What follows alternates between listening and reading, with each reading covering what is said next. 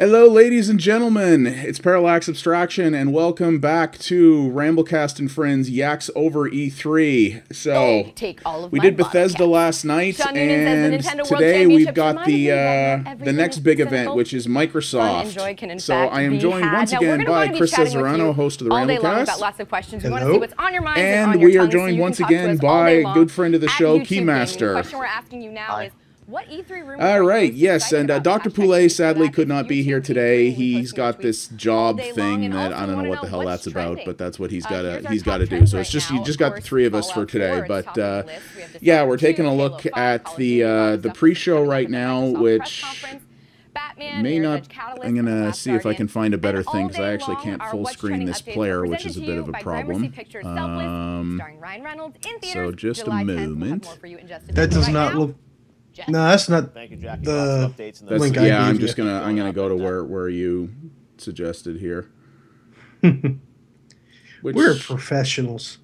Yeah, well, you know, I ain't got no broadcast degree or nothing. Yeah, and I'm getting the usual error occurred crap. So, okay, I will just pull up another Twitch stream. Wouldn't that be GameStop then? Or GameSpot? As far as more, that would be your best bet. It is just GameSpot? Okay. Is GameSpot going to talk over it, though? I don't know. I don't know what anyone else does. Are you able to use XSplit to zoom into the thing? It kind of, but it kind of mucks it up, so I don't really... I'd rather not do that. All right. Microsoft does have a page you can go to, but they just like, come back later to watch this. Yeah, they just don't have... they don't actually have a link here. It looks like they want people to come back here right at 12:30.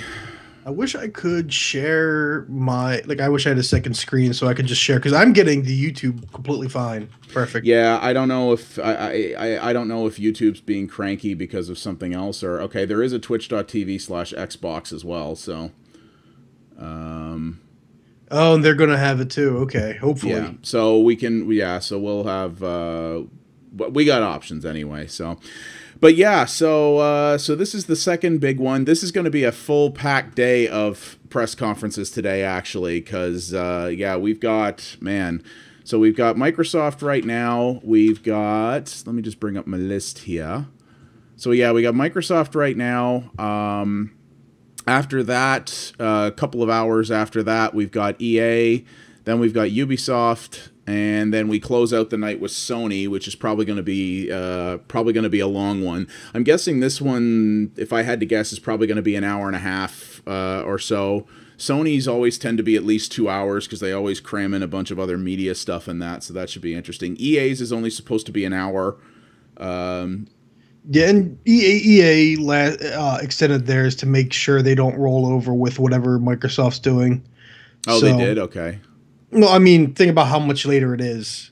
Yeah.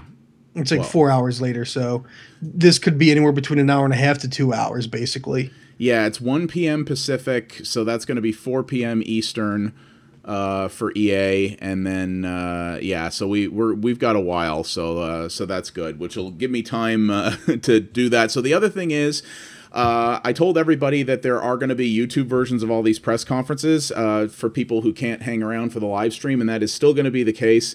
I had to render the Bethesda one overnight, and then there was a glitch, so I had to re-render it again this morning, but unfortunately, I cannot upload that and stream at the same time, because it makes the stream go all jumpy and shit.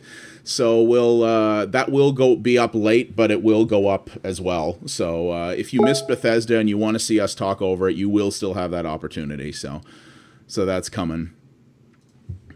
Yeah, so, well, in terms of this show, I mean, the big thing I think that everybody wants out of this E3, especially from the console makers, is just games, games, games. We're at the point where, you know, we need to start seeing software in quantity from these people.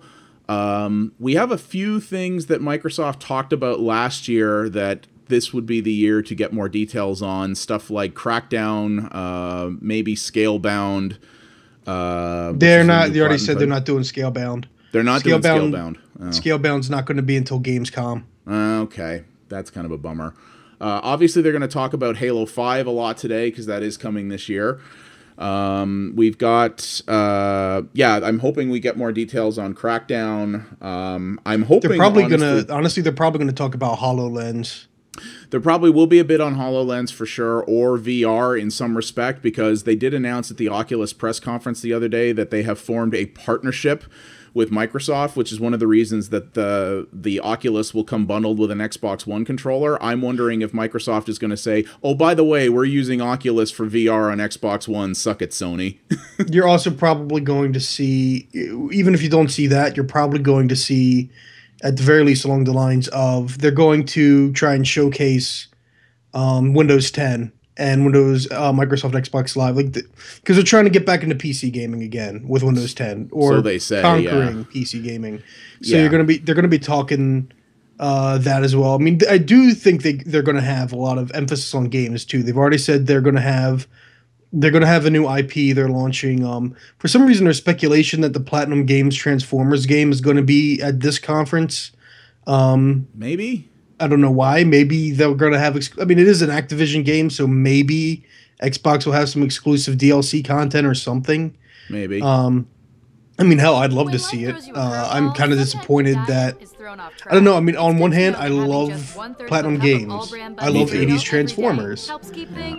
I would rather High Moon continue to make Transformers games, or at least in their Cybertron series, and Platinum do Wonderful 102, or do just whatever else Platinum is doing. So yeah, I mean, I'll be interested in anything Platinum does. The fact that it was announced that they were doing a Transformers game kind of threw me for a loop, but I would also like to see what they would do with a Transformers game, because they could do some very interesting stuff. So that would be interesting. That might make an appearance here, at the very least, in a sizzle reel or something. Oop, the stream blinked. Maybe they're getting ready. That would definitely be interesting. I mean, other than that, the biggest thing I hope for today as well, and that I hope from Sony too, is just some surprises, like stuff that we don't know about yet. And even if it's sequels, that's fine. I really hope we get some new IPs announced out of this. I'd really like that, because I think the big thing is we're out of the honeymoon early adopter phase with these new machines now, and it's time to get software coming in quantity. So I really hope we start to see a lot of that, because I mean, I have an Xbox One, I like it, but of all the machines I have, it is definitely the least used at present. And I would definitely like to have more stuff that I could play on it. We forgot as well, Tomb Raider obviously is going to be talked about a lot here, because Microsoft has that locked down for a bit. The last Tomb Raider was friggin' awesome, so I'm very interested to see what they do now. I'm really wondering, because a Rise of the Tomb Raider bundle for $400 might get me to buy an Xbox One this holiday season, but if we're talking the holiday season, chances are they do a Halo 5 bundle, and that's not going to, unless they show me something that really breaks me this year, I don't think I'm going to be buying Halo 5. I really don't think I'm interested now. Yeah, I mean, the funny thing is I'm well on record as someone who doesn't mind Halo, but has never thought it was all that, but I still really enjoy playing the Halo games with friends. I'm playing through the Master Chief Collection right now with a buddy of mine, and I'm enjoying it. I will probably buy Halo 5 to do that. Whether or not I keep it is another question, but you know, in the long term, because Halo multiplayer has never really done it for me, but we'll see. I mean, I played some of that Halo 5 beta, and the multiplayer is definitely going in very different directions. I mean, the one thing that always bugged me about Halo, and this is from my roots in PC shooters, oh dear, the Xbox stream site is actually timing out. It looks like it's hosed. Oh, the Twitch one is active now, so you know what? Let's just use that. Yeah, I was wondering why you were switching around. I figured the Microsoft streams from previous years tend to be higher quality video, but this looks okay. So, but yeah, they are doing some very interesting things with Halo 5. They're taking it. The one thing I didn't like about Halo traditionally is that it always felt very, very slow to me, which I know is kind of what they were going for. Halo 5 felt a lot faster. People made a lot of Call of Duty comparisons, which sounds weird on the surface, but I think it kind of makes sense when you're comparing it in terms of movement speed and the way the gunplay works in that. And that could be interesting for me. I hope that's good. I mean, the campaigns, like I said, I like playing through them with friends. Halo narrative to me has always been impenetrable, and I don't know if it's going to become less so with Halo 5. It's not effing Kingdom Hearts. I mean, come on, man. It's just the problem is stuff happens, but you don't understand like Halo is designed so that if you really want to understand the full scope of everything that's happening in those games, you're supposed to like my buddy, Poulet, who was here yesterday, he's actually a big Halo guy to the point where like he's read a bunch of the books and is very in-depth familiar with the sort of fiction and backstory of that universe. And if you're not, I found that Halo's story kind of doesn't make a lot of sense otherwise. So I'm interested to see how they expand that out. But I would like to see them talk more about PC gaming here. They traditionally leave the talk of that stuff for other conferences, but Phil Spencer has been out there hyping about how, no, this time with Windows 10, when we say we're interested in PC gaming, we actually mean it now. Like it's not just lip service like it's been every other time they've said it. And I've messed with Windows 10. It looks like it's pretty good, and they're doing a pretty good mea culpa for Windows 8, and DirectX 12 looks like it could be pretty revolutionary. So all of that would be pretty cool. But is there anything in particular? I know, well, KeyMastar, you're pretty much a PC Wii U guy, I guess, right? Yeah, I've never been a huge console person other than the Nintendo consoles, just because I grew up with those. And Nintendo is Nintendo, I mean. Yeah. I mean, honestly, for me, this conference, the only thing that would make me truly happy is if Microsoft just said they were never making another operating system, but that's not going to happen. Yeah, no. So, I mean, honestly, really, the best thing I can hope for is, like you said, lots of games, because I have a feeling they're not going to do a whole ton that makes me like them as a company anymore. Steam OS for everybody. We're just using that. By the way, Microsoft bought Valve. God, no. That would be a hell of a thing that would never ever happen. But Steam is now part of the Windows Marketplace. Oh, okay. Now I feel sad. But yeah, no, don't even put that out there, man. Don't even put that out there. That's dystopian thinking right there. So I mean, games is going to be the big thing, and I do hope with their renewed focus on PC gaming that maybe a cool thing to see would be them to go, oh, by the way, a lot of the games we talked about today, they're coming to PC as well. I'd be down with that. That'd be cool. Well, that's kind of a given. Well, it is and it isn't. I mean, from Microsoft first party, it definitely isn't. Microsoft, as a first-party company, tends to focus only on their console offerings. If they were to say, hey, guess what, we're going to put this out in both places, that would be really cool. But it's always been a weird position for them, because the problem is they have hardware they need to sell, and they put something out on PC. Yeah, they might make some more sales of the games, but you don't sell new Windows licenses necessarily by doing that, and you certainly don't sell a box that you have to manufacture. So I wonder. Yeah. What I would really love to see as well, and I don't think this is ever going to happen as well, but from a hardware perspective, is they've already talked about how you're going to be able to stream your Xbox One to your PC using Windows 10. So, if you were up in your bedroom with a laptop, you could play stuff from your Xbox One that's in the basement, which I'm kind of like, I don't have much of a use case for that, but that's kind of cool. I don't see this happening, but I would absolutely love to see the opposite. I would love to see them say, hey, you can use your Xbox One as a media extender for your PC, suck it Steam Link. Because the Steam Link looks really cool, but as I've said before, my one real gripe about the Steam Link, at least right now, is that Steam in-home streaming doesn't support more than stereo sound, which is kind of a deal breaker for me with my setup. If they could say, hey, the Xbox One will extend your Windows 10 PC, and it will do it in, 1080p 60 with 5.1, that would really, really impress me. In theory, they're doing it one way. Doing it the other way would, in theory, not be that hard, but I don't know if they're aiming for that. I don't know. I'm of mixed opinion with whatever they could be doing for the most part. I mean, to me, I think they're going to be trying to focus a lot on exclusive content. They've already said so, but I just feel like for the most part, for Microsoft, I don't know, they have to build up goodwill. Like, I need to see that they're going to have this stuff. I need to know, like, it's got to be more than a timed exclusive. Like, we all know that Rise of the Tomb Raider is a timed exclusive. Like, I can afford to be impatient with that one if I really want to this year. Last year, no way in hell. This year, I can afford to be impatient and just grab an Xbox just for Rise of the Tomb Raider. But I don't know if the same can really be said for anything else. And that's the thing. Like, do I really like if all they have are timed exclusives? It's like, well, why do I want like an Xbox One then? Yeah. So I'm hoping to see a new actual Gears of War, not just a Gears of War remaster. Yes, that too.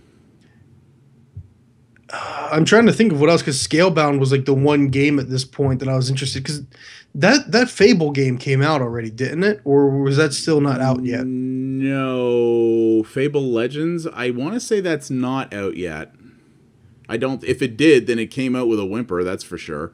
But yeah, I can't remember because I haven't heard about it since like, when did I last hear about it? Hang on a minute. Fable Legends. Fable Legends is release date 2015. It is not out yet. So we still don't even know. They will talk. That will be here today. I'm sure. I'm sure they will talk about that today. But yeah, that'll be interesting. That I really like. The only Fable game I've really played to any extent is Fable 2, which I liked. I tried Fable 1 and didn't care for it at the time on the original Xbox. Fable 3, I just heard too many problems. And this one, yeah, I don't know. I'm having a hard time getting amped about Fable Legends in any respect. Even though it's got co-op in it, which I always enjoy, I don't know. Something about it doesn't grab me. But that's the thing. This is one of the reasons why I'm hoping we see a lot of surprises today, because like you said, everyone knows that Tomb Raider is a timed exclusive, and unless you were going to buy an Xbox One for something else, or are super, super high on Tomb Raider, you know, and having that at the beginning, there's no real reason to get an Xbox One just for that, when you know it's going to come to PC and PS4 later. It really doesn't matter. So that alone, to me, like, that's a good, like, I'll probably play Tomb Raider on the Xbox One, but when it comes out, but that's because I already have the machine. It wouldn't have sold me one if I didn't have it. Like, I like Tomb Raider, but not enough to buy a $400 box to play it day one. See, meanwhile, as soon as I got my PS4, Tomb Raider Definitive Edition was on sale, so yeah, I double dipped on that. Sure. And I started playing it just to see the difference, and if it weren't for the fact that I had other games to play at the time, like Shadow of Mordor and some other stuff, I would have probably played through the game a whole second time. Yeah. I really like Tomb Raider. I really like the new Tomb Raider. Yeah, it's a great game. I played it on PC, and the thing that's really nice about eidos is eidos PC ports tend to be very, very good. So, like, the PC version of the last Tomb Raider was excellent, and the PC version of this Tomb Raider will probably also be excellent. So it's not even the case that you'll get the best version on the Xbox One. At the end of the day, you'll probably get the best version on PC if you're willing to wait for it. But that's the thing is yeah, what I hope, I mean, Halo will always sell Xboxes to a certain degree. I think that you know, I think Halo 5 will move a lot of Xboxes. I think Master Chief Collection moved some and then pissed all those people off when it didn't work for months on end. But I think that moves some Xbox Ones. I think Halo 5 will, but they already know that, and that's preaching to the choir to a certain degree. I think if they want to get more people involved, and because Xbox, by all accounts, is catching up to PS4, but they're still at a fairly decent deficit. I think we need either more exclusives, more first-party stuff, or just like I said, surprises. Even if it's new third-party games that they're like, hey, we're talking about it first. I think even that would be, you know, a big advantage in their court. And because that's the thing, the Xbox One is not a bad machine, but it still has the problem that it did when it launched, which they've been downplaying, which is that the Xbox One does a bunch of extra stuff that nobody asked for. You know, it's got the TV crap that no one wanted. It's got a lot of other media stuff and app stuff that people just didn't care about as much. And when Phil Spencer took over that division, he said that, you know, we kind of screwed up by we kind of forgot that this thing is a games machine at its heart. And he said that we understand that, and we're gonna focus on that because games are what is going to sell this thing. And I really hope that's what we see a lot of. It amazes me so much that Microsoft and Sony really just their positions are mirroring each other from last generation to this generation. Yeah, it's flipped completely. And it makes me wonder what the next possible console generation might look like. I hope it's more simplified. And either way, it's going to be completely different than what Nintendo is doing, which I think Nintendo is actually taking steps towards an all-digital future. Yeah. People just don't realize it because everyone's too busy saying, oh, Nintendo's behind the times. No, Nintendo just plays it safer than everyone else. And Nintendo, that's the thing. Everyone says Nintendo's behind the times, blah, blah, blah. Nintendo don't care. They do what Nintendo want. And, and it usually works out for them in the end. That's interesting. And yeah, I mean, I think obviously when Phil Spencer came out and said, we forgot this is a games machine and now we're going to make sure that it is one. I mean, the proof will be in the pudding, obviously. So that's what they have to prove here today. Sony. Yeah, when did they forget though? Was it last generation? Because at some point it became nothing but a Gears and Halo machine. And Forza. I keep forgetting Forza. Well, there will be Forza 6 here today as well, because that's already been proven to exist. But basically, if you're a frat boy, then the Xbox was everything you wanted. In many ways, yeah. I mean, it was the sort of main. It was the sort of primary machine for hardcore gamers back then. But the problem is that because that's the thing, right? The same thinking that made the Xbox One the kind of the kind of jack of all trades, masters of none that it started out as was the same thinking that led to Windows 8 and all the problems that had. It was a bunch of executives who didn't understand what customers wanted and instead decided to tell them what they wanted. And that's the Microsoft way. The Microsoft way is also just trying, like you could see it with the Xbox One. They were trying to make every device you have is a Windows Microsoft device that is interconnected in your house. You don't use any other company's. And granted, Apple has that same desire. Everyone and I'm sure wants Google to do does that. With their Android stuff too. Yeah. Google has that desire as well. Yeah. It's just... The difference was the thing that I think has been interesting is that all of those people who made those bad decisions at Microsoft are gone. The people who were in charge that made Windows 8 a tablet OS first are all gone, and that's why Windows 10 is in many ways going back to a much more traditional type of setup. The guy Don Matrick, who was the architect behind a lot of the stuff with the Xbox One being what it was, he's gone now, and he went to Zynga and then subsequently left Zynga. So that's going to be, that's its own interesting thing as well. So, and the people, now that Phil Spencer's in charge of things, it definitely seems like he gets what the core audience of this is about and realizes that that's where you've got to aim this thing at first. And if you want to bolt other stuff on after the fact, fine. But you got to ultimately the gamers are what you've got to get on board to make these things a success. And then you can experiment with other stuff later. And, he's got a lot of weight on his shoulders because in the AAA industry, a year is not a lot of time. So he basically had to completely transform what Xbox meant in the span of a year, and that's a pretty monumental task when you think about it. So, what did Phil Spencer do before he's doing now? He was still involved in, I believe he was still involved in Microsoft and in Xbox. He just wasn't running it. He's been at Microsoft for a long. I want to say, let me look him up here. He's been at Microsoft for a long time, I think. Because I remember the guy. Yes, wow. Phil Spencer's been at Microsoft since 1988. Holy shit! Yeah, he's a career boy. Yeah, he March 2014 is when he was appointed head of Xbox. He was the general manager of Microsoft Game Studios, EMEA, which I can never remember what that acronym means. Yeah, so he was basically, he was mostly involved in the last number of years with Microsoft Studios, so their actual internal development division, and and now he's running the whole shebang. Yep. And looking at the time, we're about 1 minute, hopefully, away Hopefully they assuming start on they time. start on time. How often do these start? Actually, Bethesda started. Bethesda on time. started right on. They were clockwork. The Xbox one is usually not bad. Bethesda had Sony a always stellar starts late. first show. Sony always starts really late usually, but Xbox is usually not bad. But we'll see. The lack of well, I guess there is a pre-show on this one. It's just on the YouTube side, which is why we're not seeing it.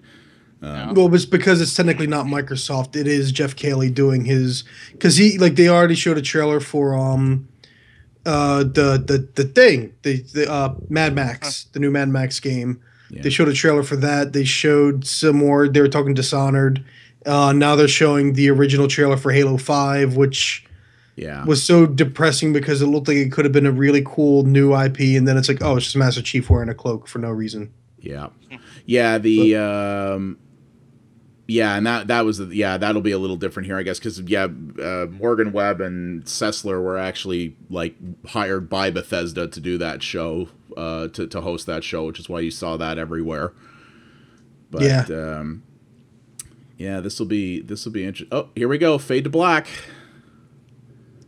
Oh, and they're still talking on YouTube. There's an Xbox logo, and there's also no sound. Oh, because it's muted. Now it's not muted. All right, starting with the trailer as per usual. You're telling me I'm going to do the... I'd probably recommend everybody go to the Twitch stream to follow along. It's just twitch.tv/Xbox. Jeff Keighley ain't those that become more than they ever thought possible. Oh wait, no, they're about. I think someone they told discover, explore. Oh, this is a multi-trailer. And are fearless. This is much. The volume here is much better than the Bethesda show was. And those for whom the extraordinary. What is that? Twitch.tv/what? Xbox. So ask yourself. No, I wonder if we're gonna have the same situation as last year, where we see the crowd not clapping at all, but you can still hear clapping. Oh God, why'd you remind me of that? Clap track. Yeah, the volume on this is a lot better. It's much better. Let me know if it's too loud, chat. It shouldn't be, but if it is, I'll turn it down. If there's anyone in chat that's signed in. So we got Gears of War, Tomb Raider. We got there was Halo in there. Prince of Persia, maybe. Oh, that'd be nice. There's apparently a new game from Crytek coming too. I saw a still of or something. Oh no, there's clapping there, all right. And look at them green shirts. Oh wow, people are actually clapping. And they got free T-shirts.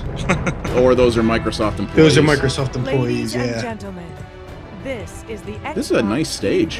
2015 briefing. It's a lot of angles. From 343 Industries. No, they're starting with Halo. Bonnie Ross.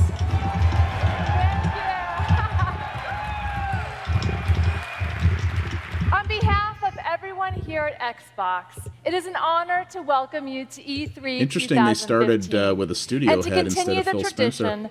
Of what this show has always been about. Which studio is she again? She's head of 343. The games and the no stories surprise. that people love. They're starting with Halo. In 2015, unless she's presenting the whole show, which would be the cool. She's a good presenter. Games lineup in Xbox history. This is what you keep saying. A lineup that includes new and innovative IP. Innovative. Groundbreaking new IP. Indie games. Blockbuster franchises. And of course, the best exclusive games launching this year. Sure. We'll be the judge of that, Bonnie. Yeah, we'll be the judge of that. It is typical PR speak. I mean, of course it is. It's a press conference. With the first Halo game. Thank you. That's right. Again. It's got a subtitle. Okay. I want to hear the applause.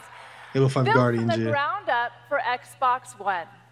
And the game that fulfills it makes sense that they're starting with Halo because everybody knows about it. This isn't going to be any kind of surprise. She said first Halo game though, which. Well, are we going to be seeing multiple today? I don't want to see multiple today. I doubt it. I don't want to see a Halo MOBA. I think she means the first Halo game for Xbox One, which technically it is. Scale. This is Halo 5 Guardians. Yep, starting off with the heavy hitter. Remember, everything's just because it's bigger means it's automatically better. Not just another target, you know. Every target is just Nathan another Fillion. buck. Yeah, he's in Halo 5, which is interesting. 0631. Is he reprising his ODST role? Yeah, he is. Thought that character died, but he apparently didn't. I know. Nobody died in ODST. Yet It's now actually you a hunt another disappointment. spot, the greatest of your clan. Oh, Keith David. Every other Spartan, every The soldier Arbiter's when back. they hear about this. Whoa, it looks like They're gonna Nathan hate friggin' us. Fillion. You know that, right? Jeez, You're not Hey man, motion capture is a hell of a thing. it's true.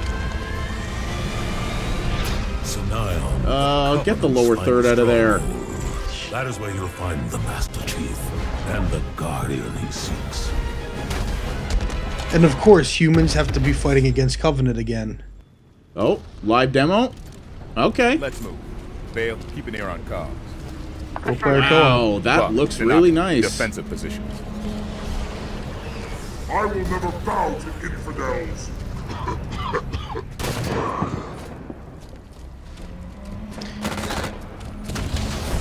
It's Camera movements are a mercilessly little kill too. random. Camera movements are a little too Let's smooth see. for this to be Activate real the time. ordnance. Gotta read it. Vale, do you see this too? I don't know what you mean by that. The camera movements are too smooth to this being actually those people on stage playing it. This is a recording. Yeah. Chief's assault rifle. Think so? No ammo. I'd be very surprised if it's not, unless means he they has a head rehearse start on this the for dog. days Let's and get days and moving. days. It's They so definitely well rehearse this directed. stuff. Yeah, it's choreographed. This But I stuff mean is that's also normal. scripted. Yeah, This stuff is happens all the scripted time. and everything, Yeah, but- this happens all the Like Arbiter time. running It's the not Covenant a out of big town. deal. You've been fighting for this moment a long time. I just don't like the idea of them Covenant's implying finally like, hey, look, there's two people standing here playing this. No, they're not. They're just placeholders. Well, they have 4 people standing there, but Yeah. Oh yeah, that's right. This is four-player co-op. Derp. now are any of them playing the Arbiter at least? Like, are there any Covenant joining them? I'm sure there will be, much like Halo 2, if they showed the Arbiter in the trailers, I'm sure there will be Arbiter sequences. 2 other Spartans. No, people hated that in Halo 2. I mean, Halo 3, you at least had the option to co-op as other elites. You did. Because that's... Wagner's gun around while he runs. The environment destruction is something you never saw that in the other Halos. That's pretty cool. Well, But I it's- assume. I still haven't played Halo 4, but This is scripted again. I mean, it is. those are but- going to be... That's not going to be, like, real time. That's going to be all scripted destruction. But if this is in engine, is what I mean from a technical perspective. That's impressive. Oh, yeah, it'll be... Yeah. Building. Better than the bottom of the ocean. The environments do look really nice. Did you see that? You think it's Prometheus? Because Halo, from a technical standpoint, never looked bad to me, but it always was a little bit behind the cutting edge. This looks pretty much right at it. Also, they were saying that this game is going to be 60, 1080p 60, which Halo games are also generally not. Is it going to be native 1080p or is it going to be boosted up to 1080p? I'm not sure, but the fact, for me, it's more that it's 60 frames a second. Yeah, I That's agree, impressive. but I mean that's you always it's like I learned with shopping for my new TV. A lot of people will say 120 hertz, but they don't mean actually running. No, they mean interpolated. Yeah, Yeah. this could be the same thing, but It might for me be, I mean, it matters a bit more that it's They're not 60 left, frames a left. second. Yeah. Head up with me. I mean, most Xbox One games right now are 900p, which is barely shy of 1080. So even if it's upscaled from that, it'll be barely noticeable unless you have an insane TV and a really good eye. Plasma caster. Huh? That's a new gun, I think. It is, yeah. It's a plasma-based version of a grenade launcher. It looks like. Yeah, but okay, that's kind of neat. Oh, you can stick guys with grenades from a gun. If it's based off of Covenant grenades, then it makes sense It does, yeah. because they do bounce. They do. Those ones do. Well, no, they don't. They kind of well.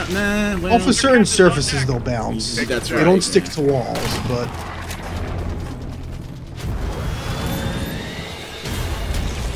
That was neat. Being able to like Dive bomb people. stomp a guy, that was cool. That looks kind of like something out of Warhammer 40,000 Space Marine. Is that the asshole from the last game? I actually have yet to play Halo 4. So I know very little about it. I forgot so much of it. No, I don't think it's the same guy. I'm going through Master Chief Collection right now with Styles, but we've only beaten the first 2 games. So you beat the best ones. Ooh, controversial statement. I liked Halo 3. I still have to have that debate with Wesley. You really do.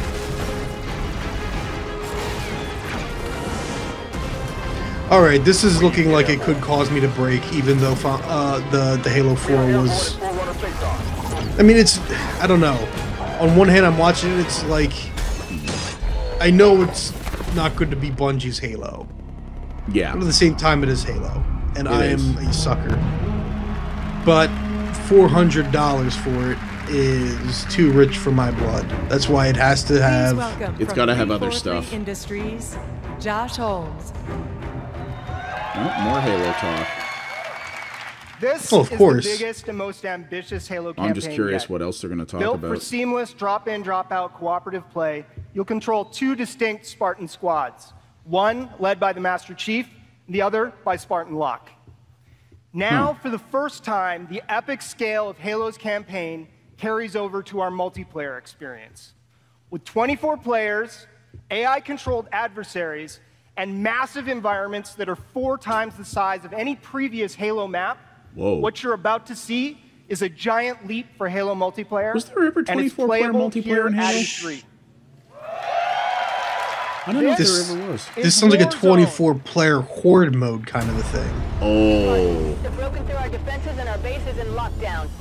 Eliminate them to secure I think Halo only ever capped out at 16. No, I want to know. I want to know for sure what this is. No, player versus player. Okay, never mind then. Oh look, Metal Gear made an appearance. Player versus everything. Master Chief? Oh, whoa, Max? okay. I see what's going on. Okay, it's 12 players versus 12 players with the environment as well. Which isn't bad, but it sounds a bit... I don't know.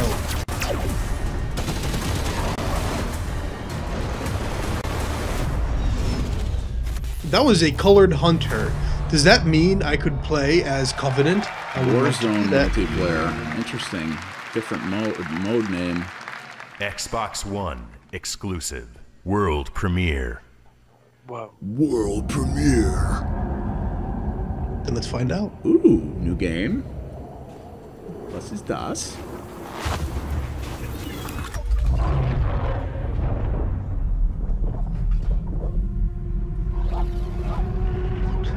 So, Fallout 4, Mad Max, new post-apocalypse.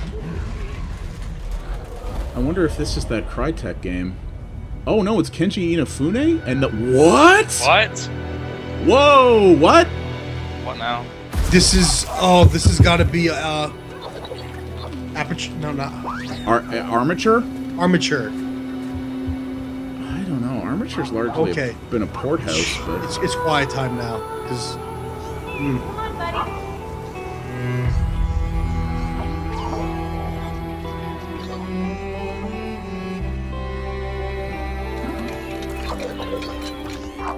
Inafune's involved. Exactly.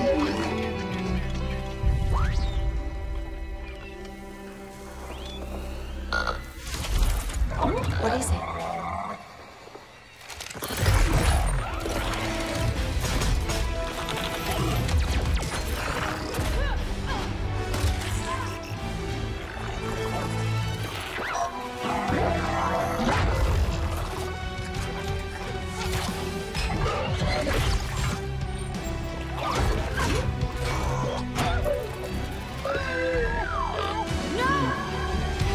Don't kill that cyber dog. Nope, they're doing it.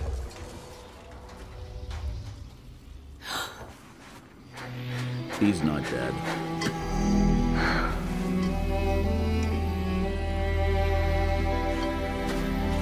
Oh. wasn't actually a dog. It was a dog soul. Welcome back, buddy. Interesting. Did Microsoft just outlast Guardian, the Last Guardian?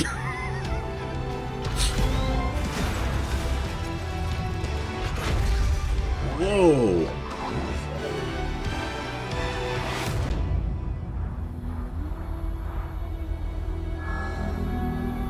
I am very interested. Recore. Recore. Spring 2016. Metroid Prime and Kenji Inafune. Ooh. Ladies Yeah, and gentlemen, that's... the head of He got Xbox, my interest, man. Bill They Spencer. never said who the developer was, which I find interesting. Nobody knows who Armature it is Studios Armature, Investing in and it's Armature and shipping new Concept. exclusive franchises is critical to our platform's I success. am down. What a Proud partnership. to partner with What a Inafune-san, fantastic Mark partnership. Puccini, and the teams at Concept and Armature Studios to create Recore, an exclusive new first-party franchise for Xbox One. Because Concept is they're the Mighty Number 9 people. At Xbox, our mission is simple: to put you, the gamers, I love it. at When the center Microsoft of has other everything we companies do. make a new title To for build the them, it's best first party. platform and most When reliable Nintendo does service it, for both it gamers doesn't count and until developers, Splatoon. and to enable teams No, to that push was the a poorly worded boundaries of statement, creativity, technical innovation, Technically, and of it's a course, second fun. party game. Today, you will see how we're continuing to invest and innovate for gamers across our platform, our service, our devices, and of course, our games. Anchored by first-party exclusives, devices. we'll see There's a Windows lineup 10. of games from creators, And phone, developers, well, and Windows publishers Phone of still all exists, sizes right? Oh yeah. that show the breadth, depth, The Windows and Phone, too. diversity It's not of the very games popular, you will but get it to play exists. on Xbox. These games make up what I believe is the greatest games lineup in Xbox history. You keep saying that. Since the Hey, launch Sparhawk, of welcome, Xbox buddy. One, we've listened to you. Oh, he made it? community of Xbox He made it in. gamers, He's in the chat. And we're grateful for your continued feedback. How's it going, Sparhawk? We continue to And deliver yes, typical monthly MS, platform Microsoft. feature I mean, this updates is all that PR enhance your gaming stuff. These are all experience. PR events, And obviously. your but- response to the updates continues to motivate us. Last year, the team decided to tackle a feature that has been consistently at the top of your request list. And while we weren't sure it was possible, Oh boy. today, Backwards I'm pleased compatibility? to announce Xbox One backward compatibility. Holy shit! No kidding. Well, shit. I was making a joke. That feature that everyone says they want and no one ever uses, you now have it. The games you've invested your time and money But is it in, going to be and everything? the games you want to continue to be played will be playable natively on your Xbox One. Please tell me that includes XBLA games. Our goal is to deliver the largest games catalog ever on Xbox. And Xbox One backward compatibility allows us to do just that. Please welcome Mike Ybarra, head of our platform engineering team, to show us Xbox One backward compatibility in action. Mike. Okay, here's where they show if they have an asterisk on We'll there have over because 100 titles this holiday. is this like with 360 hundreds more where it added was in the months to come. he just said 100 Xbox titles. It's 360 limited. Titles will start showing up automatically in your game library on Xbox One. Yeah, it's not the whole retail discs catalog. will work as well. Put your disc in, download the game, and you're ready to go. Let's take a look with one of my favorite. He said Xbox retail 360 too, which means it does This include is XBLA Mass games. Effect on Xbox Word. That makes me way more And impressed. welcome Chris LTD. I have no idea. What's up, Chris? How's it going? Many Chris's. Yes. Oh, there's Mass Effect. The game runs exactly like it does on Xbox 360. This is but great. better, thanks to the power of Xbox Live. This is a good idea, but Xbox, it's like take a what? screenshot. Basically, Oh I no! It's got full Xbox You'll get One to play capture, multiplayer with your friends on Xbox screenshots, and video. and you'll nice. get to take advantage of Oh. Xbox One features like screenshots, broadcasting, game DVR, and game streaming with the Xbox Indeed. app on Indeed. Windows 10. We've made this easy for game developers too. That's They just amazing. need to approve titles showing up. No work is required on their part to make all of Whoa. this possible. No port An initial work. set of backward compatible titles are available today for That don't Xbox sound Preview right. No members. port work. It will be available for everyone. No, it means they came out with a 100% emulation layer. You drop the code in and let it rip. One backward compatibility. I don't know. I'm skeptical about that concept, but you already own. Thanks, and I'll see you on Xbox Live. I mean, I've linked that Ars Technica article enough about what it takes to get actual 100% emulation correct, and I doubt the Xbox One could handle that. How you But play is as important as what you play. We're incredibly proud of our the retail Xbox is one thing, but yeah, if I can get most of my XBLA catalog on there, that's really awesome. We know many of you want more customization, more precision, and more control in your gaming experience. Let me introduce you to the Xbox Elite wireless controller coming this fall. Elite wireless controller? Oh yeah, this is part of the bundle they teased. Oh, this is probably the thing, yeah, the wireless for Windows 10. 1 terabyte hard drive, the new controller. No, this is just the controller. Well, I mean, like, it's stuff that we already knew about, technically. What is that D-pad? This looks like a response to the Steam controller if I've ever seen one. Probably. Because it's got those triggers where you're... Whoa! Whoa! You can put customized triggers in it.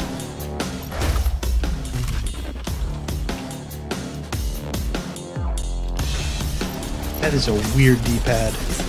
So, yeah, it's a Steam controller, but branded for Microsoft. This is totally a response to Steam controller, but you know what? Competition's good. Swappable components? What? Well then. It's a modular controller. And how much does it cost? You know what? I'd pay a lot of money for that. If it worked. This looks like something Razer would make. Xbox Elite controller by Razer. Nah, I doubt that. Yeah, and Spark even noted himself he's got 2 Elite controllers already ordered, and he calls them the Steam controller. Please welcome Game Director. I'm not at all. I've never been sold on the Steam controller. Todd Howard. Oh, hey, hi, Todd's back. Thank you Hello so again. much. It is great to be back here. And even better to see We're gonna be many I mean, I understand everyone loves Fallout 4, but it's like, look, I saw that last night.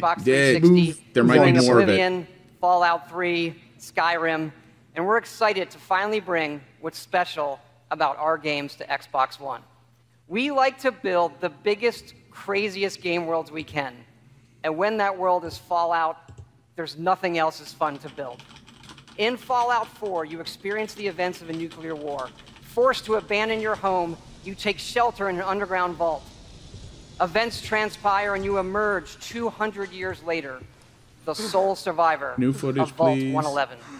They're not going to. This is an enormous Nope, dynamic. new gameplay reveal. Create any kind of character you want, go wherever you want. Man, every time and I say do something. whatever you want. Player freedom is our #1 goal. I don't know, this is looking a lot like what we saw last night. Yeah, but it might be extended. That's probably what it is. So it's already every other game genre. Can we make it a MOBA now, too? Phil. Sure. Here on your Pip-Boy, you can see all of my appropriate stats, my items and such, and we really want to make this come to life. So much Appropriate so, we even stats, built intelligence a is second-screen low. experience that mimics the Pip-Boy on your He is an smartphone. He named the executive. character Phil. He named the character Phil. This Think is about that running for a on a minute. next-generation version of our creation engine. Features full physical-based rendering as well as dynamic volumetric lighting. It's not the creation engine, it's the 2006 version of Gamebryo, you fucking liars. Yeah, to respond to Sparhawk, yeah, he's going over it all again, probably because there's plenty of investors and retailers and other people that probably weren't at the Bethesda conference, didn't get to see it. Also, the Bethesda conference didn't air on television. This one is. Oh, this is on Spike. It is, yeah. So Bethesda was not. Other people could still be alive. That'll do. Even though, I mean, let's face it, it's not like you couldn't see it on your computer or stream it to your TV somehow. No, but anyway. a lot of mainstream consumers won't do that. You must be famished. Yeah. What? Food? I love the depth of field. I'm Yeah, noticing sure, stuff like the depth of field I in need a that minute now to on think. this footage. It looks really good. Yeah, but that's not something that's. Returning to your I neighborhood, mean, you maybe then for start Bethesda exploring games this it's world. new, but. There are many people you can meet, as well as faithful companions. Hey, boy. What are you doing out here all by yourself? Well, thanks for letting us know, Sparhawk. You want to come with me, pal? Oh, he didn't. And thanks call for him just out this tuning time. in. Okay, General. then. Let's stick I thought together. the military would have the It does best feature first-person internet. combat as well as our VAT system. I mean, it's not I'm just joking, but oh, that was oh, look visceral. at that dog. Oh, messy. Yeah, my dog would not do well in the apocalypse. I don't think he'd do that. Grab it and head inside. I've got a group trapped in here. This Hey, laser musket is one of that's our a signature weapons laser in the game. musket. You crank That looks it like and then almost let like a it loose. metro gun, in that you got to charge it.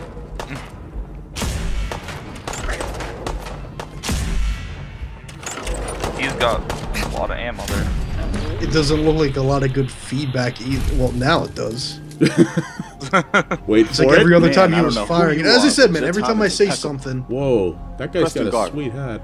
As you can see, we're His in a bit face of a is mess very here. shiny. It is A very month shiny. ago, there were 20 of us. It's almost like an Yesterday, unreal there were shine. 8. Now we're 5. Oh dear. I'll help if I can. Well, we do have one idea. getting the mech up. You got texture popping right there and on stage. That might have been the stream. Pre-recorded This stream is artifacting a lot. I don't know. On my stream, it looks a little bit more like. I love that mech UI. That looks so cool. Everything's so analog. I love that. I am getting the artifacting a bit. Yeah, it's artifacty a bit. This is probably this is probably a restream, so it probably doesn't look as good as the native player does. Environmental destruction. I'm down with that too. That was another thing you never had in the previous Bethesda games. And he is no longer in one piece. Yeah, death claws also look way more menacing than they used to. Well, now you can fight it in a mech. And I'm down with that. They seem to take a lot more damage too, because he's actually not doing much damage per shot. I mean, death claws are supposed to be really nasty, so... Yeah, but he From took it here, down. You'll explore the most ambitious game world that we have ever created. History.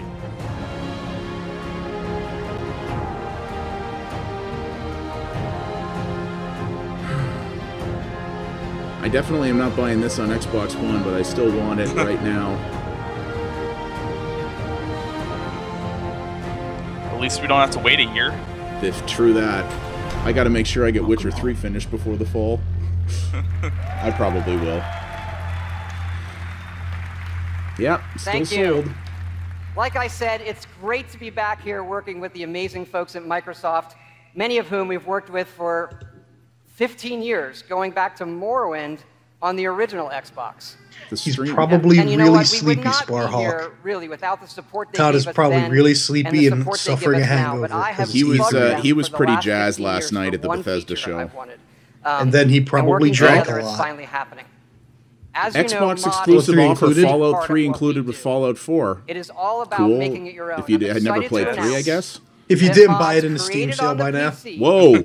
will be able to be transferred, Whoa! played, and What shared now? Mods on for free Xbox on One. Xbox One. Whoa! Nice, I guess.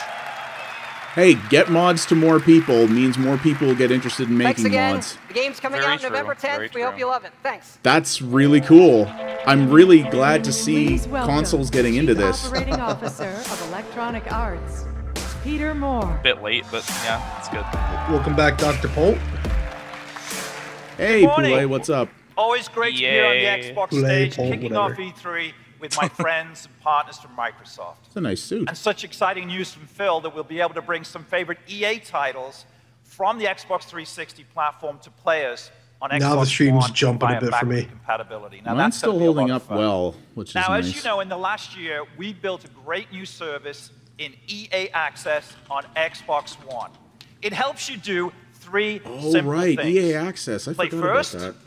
play more, and play for less. It's the best of EA for $5 a month, only on Xbox One. I know a lot of you out there are excited to play our next big title. How does EA Madden Access work NFL again? 16, It's like a when it Netflix launches service. on You pay a August monthly fee 25th. and you get access to a catalog Madden. of stuff, and they also But with release EA some Access, stuff you'll be the like first to 3 days play early. Like starting Dragon on Age came August out a the few days 20th. early. Same if you goes were for an Need EA for Access Speed member. And all of our other Oh, upcoming there you titles. go. Apparently, the EA value Access, proposition you're gonna for get it's to play not bad, but a lot of the EA's games in the releases catalog right before now are anyone old else. games. Members also have unlimited exclusive And now that access to they'll probably the vault, showcase some of the stuff like constantly the growing new Madden collection of and Need for EA's Speed at biggest and best games for Xbox their press All conference. these titles you see behind me are No, ready they to did not announce download Gears and yet, play Chris. as much as you want, whenever you want. And it's about to get even better because this week we're dropping a Whether it's going to be an actual new Gears game or just more of the remaster. They will tiers a new Gears game. Titanfall is joining the EA Access Going to be able to play vault Titanfall in this EA week. Access? That was announced yesterday. We'll start the summer. I mean, that's cool. We'll start the summer with Titanfall, and then you can end it in the world of Status. Pardon me? Because later this summer, we're bringing the epic Dragon Age Inquisition to the EA Access Vault on Xbox One. Oh, to the vault. Now, let's not forget, EA Access members also get 10% So yeah, it is off like in the Netflix. Xbox It's Store like on see it in game theaters, downloads get like it a year later. No, totally. But, content, you know, if you're like someone who full can't FIFA afford to Ultimate buy Team a lot of packs, games on or day the one, it latest could be expansion in worthwhile. Battlefield. For all of you I'm out kind of there surprised that EA is would the love to only play people first, who've done this so play far. more, and play for less, come give EA Access a try. It's an experiment in, a fact, lot of ways, we're and gonna it seems help to you out with be that. it's exclusive This with week, Microsoft, right? in celebration of E3, Yes, it is right we're now. opening up the EA And that's the Access thing. Vault Technically, to all oh wait, Xbox is this you Live download Gold the game? That's right. Whoa, hang on. Instead of streaming it? 12 Hang on. Titles. Just download the EA Access Oh, app on your everyone, Xbox One and play as much as you want everyone, for free. every Xbox Live Gold member gets access to their vault for the week of E3 for free. That's cool. I might see if I wonder. I think Battlefield Hardline's in there. I might go through Now, that before I campaign. go, I've got some news It that I wasn't think you're bad. Really gonna I'd like to like. do it. Because Great. of your passion for I wrote the about it. insanely fun You can read it on my Plants blog. vs. Zombies franchise, I'm excited to announce today Plants vs. I don't know, Zombies. Chris. Oh, hang PS on. Plus isn't Hang on, that hang on, great hang right on. now either. They are making a second one. Sweet. The first one of those was really good. This will be the Garden funniest, Warfare? Yeah, Garden craziest, Warfare was a lot of most fun. over-the-top shooter experience you've ever played. We're tapping into the heart of I what have it fans on loved about the PS4. original It's and really adding good. new characters, new worlds to explore. But I was brand told new it didn't ways to sell, play, so I'm and tons very cool more. to see that they're Plants making vs. another one. Zombies, Garden Warfare 2 arrives next spring, and here is the exclusive world premiere trailer. There's your MOBA, Plants Thanks, vs. everyone, Zombies and Have a MOBA. great E3. You know what? If you were going to make a MOBA, that would be a franchise it would kind of make sense with. It'll basically be EA's Mario. But also, Plants vs. Zombies is way too casual to make a MOBA out of. Suburbia from the zombies. Yeah, And yet, Garden Warfare 1 was a surprisingly good title. Like, it sounded like it would be bad, but it was actually really cool. To Zomburbia. Zomburbia. Good And there's creative Danger mark Zone. there. Much as I like So Danger Zone, that song is a little overused now. Are the plants invading? No, the plants are the defenders. But they called it Zomburbia. Yeah, that's true.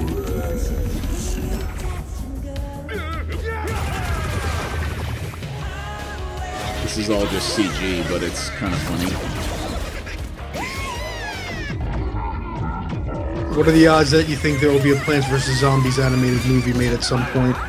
I could believe it. They're doing a Ratchet and Clank one, so I mean... Yeah, but Sony's already in the movie business, technically. They are. With Sony, Columbia, TriStar, etc. They are. Which does make the new Ratchet and Clank game a rather unique position, but we can talk about that at the Yeah. and Chris asked in the chat if people are still playing Garden Warfare on the PS4. I am. Well, Jerry, evidently you are. Yeah, I didn't touch it until about 2 months ago, and I realized how good it is. There is still an active community on there. The Ford Motor Company was born. I will play the heck out of that. This is It's a Forza. racing legacy that propelled the company into 1966. When Henry Ford II, the about cars, it's gotta GT40, be. and an international super team And I stunned believe the racing new world by Ford finishing GT or 1, 2, Ford 3, something or other is like the 24 cover hours of car for the game, so that's why they're In the doing following this. years, the GT not only went on to defend its championship in Why the would race you of the advertise a century, bad car like that? it dominated the Let me know if you want to play that becoming a sometime, legend in buddy. I'll definitely play that with you. The champagne bottles This is actually the new Micro Machines game. now. Well, that would be That'd be all right. 50th anniversary. Not Forza 6 is back. I like Forza 3 and 4. I never touched 5. Gee, I wonder what Sean Sands is excited about right now. Oh, yeah, he's big on it. That is, you know, this is a weird place to unveil a car, but that's also a shit-hot looking car. Stunning the world at the 2015 Detroit Auto Show. Wow. You Canadians and your lingo. Shit hot. That's not a... I got that from Penny Arcade. Okay, that's true. They just combine cuss words with anything. Man, I'll blame it on the fact that you're Canadian. Start it up and do a burnout on stage. Stream is buffer. Uh-oh. Ladies and gentlemen, from Ford Motor Just Company, hit refresh, it should Henry catch up. Ford III. And from Turn 10 Studios, Henry Ford III? Dan Greenewald. I didn't know there was a Henry Ford III. Xbox is the home of racing. How does it feel to make your Forza father's has built company a reputation big for piece of innovation, shit? quality, Okay, I should and do that. dedication Apparently to its Ford is fans. quite good these days. Partnering with Forza allows us for certain to bring the cars. Ford GT Yeah. Not many to of them. everyone. I don't know, Thanks, I own a Henry. Hyundai, so... Forza Motorsport 6 is the most beautiful, Subaru all the the most way. technically advanced, I have to and say, the man, biggest that game we've ever that built. pixel screen behind Let's take those a look. guys, Twitch does not like that. Xbox One. It artifacts like hell when they're standing in front of that. The artifacts you're getting are very different from mine. Yeah, it's, Interesting. well, I mean, ISPs it's and because such. it's because that's a pixely screen behind it. It's the Twitch encoder doesn't know how to handle it. That's something I learned No, about. that's what I'm recently. saying. I'm watching on Twitch, but at It's this al- point, it's only the shots when that screen is fully in the background of them. Oh, here's the car porn. Oh yeah. Buffers are real. I may have to turn down to medium quality. Yes, Poulet, you heard that I own a Subaru. Poulet is a big Subaru evangelist himself. My old man works for Subaru of America. I mean, I grew up with him. I looked at Subarus when I was car shopping the last time. They were just, most of them were just too rich for my budget, but I like them a lot. I might, maybe if I can, my next car will be one. I am driving a 2001 Subaru Outback Poulet, H6, and it's over 200,000 miles, and I can get another 100,000 out of it. Nice. It's still running pretty well. Nice. Subarus are reliable, man. You get that; those ads don't lie. You get them for a lifetime. No, they are. They're nice cars. They're too awesome for G-Man. Well, the most awesome cars do tend to be the most expensive. Yeah, my Elantra Touring's okay, but it's also nothing special. But at least, unlike my friggin' World Mitsubishi, premiere. it doesn't break constantly.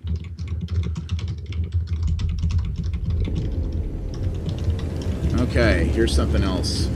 Oh, Dark Souls 3. Alright. This will get on Wasn't a rumor PC. after all. I can't believe the rate From is cranking these things out. Because we had Dark Souls 2, They've it gotta didn't be take that getting long bigger. for Bloodborne, and now we've got this. They've For this, got I to be just getting hope bigger. people Yeah. ought to stop complaining because Miyazaki's actually back on this one. He is, apparently, but which is interesting, though I don't know how that works, because this would have had to have been in development for a while, but Miyazaki also did Bloodborne. So, I'm not sure how that's going to work. Every time you guys say Miyazaki, I think of the anime guy. Yeah. Completely different style. One thing that I always found very cool about Miyazaki from is that he's not only a game director, he's actually the CEO of the company. So, like, the CEO of the studio also directs some of their games, which I think is really cool. This will obviously come out on PC as well, because Dark Souls 2 did really well on PC, so... I still have to go back and kill Vendrick in my Dark Souls 2 game. This ad is such bullshit. You're not seeing people die every 3 seconds. This is Come also, on now. This is also a From game, which means this is not in engine. I do hope they're doing it on a new engine that looks better, though, because Dark Souls 2, it looked pretty old. I don't know. Bloodborne was nice. I learned long ago these games are not for me. No. I don't have that kind of patience anymore. I like a challenge. They weren't for me for the longest time, but I with Dark Souls 2 and especially co-oping a lot of it, it's something with it clicked with me. I am not a full devotee to these games, but I enjoy them now, and I get why I like them. It's a gigantic ring wraith. Come back to Mordor will take you.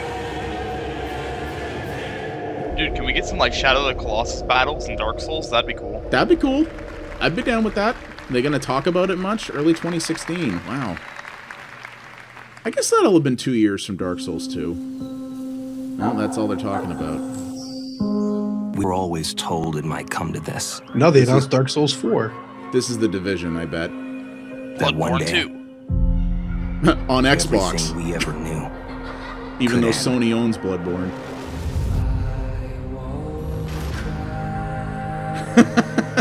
It was a weaponized virus. Yep, Division. One by one, We're not canceled yet. Oh, they won't. people This will started come out. tearing each other apart. I'm actually kind of looking Until forward to this, society but as also we on knew it PC. I haven't actually even heard of this yet, so this is weird. The Division was talked about a lot last year. It's a multiplayer, sort of a post-apocalypse-y kind of thing. It's a multiplayer. It's not an MMO, but that the normal lives we led. But it has like quests and stuff in it. We're gone. Yeah, how many collectibles are you going to need? How many buildings are you going to have to climb so you can get a map of the area? If it's co-op, I doubt there's going to be that. That's my hope anyway. This really reminds me a lot of the, what was that game, Nether? We don't know that how was many like of a us there daisy in a city Or what it will take to save what remains. that no one ever actually played. But there's one thing we do know.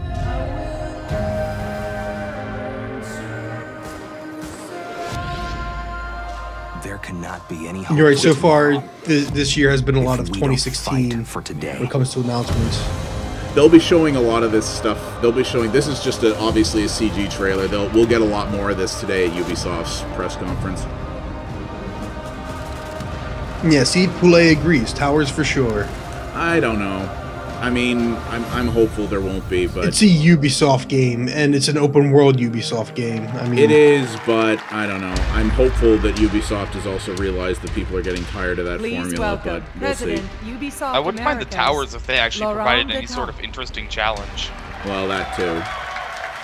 The ones in Dying Light Bonjour. kind of did, which was nice. What you just saw is footage from our Fuck you, man, next it's chapter America. in the Tom Clancy family.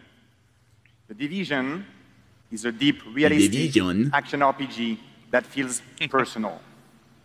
This is New York. Ubisoft things. You belong in that world. Nice. You recognize it. You could be there. You could be there. Assuming, of course, You that belong. you're a secretly trained agent, which video games will make possible for you.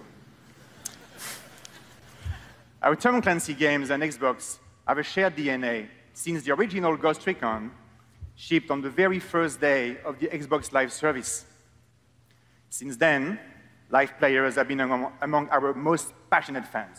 The first Ghost That's why Recon. I'm Since pleased to then, we've never announce made that another game Xbox like One it. players will be the first ones to try the Division via an exclusive beta this December. Interesting.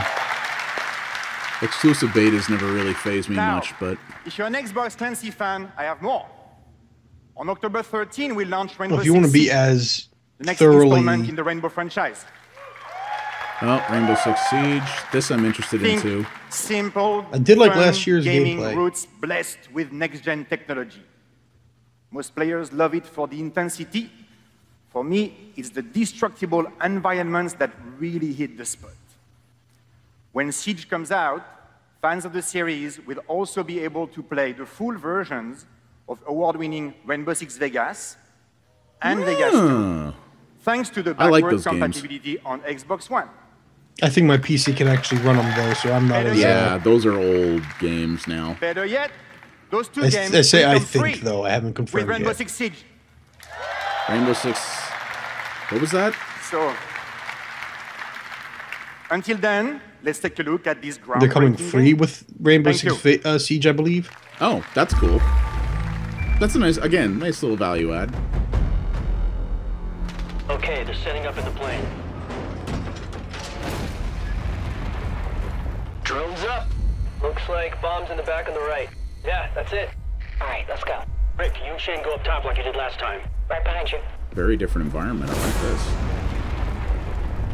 The question is, will I play this game, or will I still be playing Splatoon too much? I have a group of people that I'll definitely play this with. Got him. Right there. Right there. He's right on you. Throwing smoke. Styles and Poulet, I know we're interested in this. Let's go. October 13th. When is Extra Life?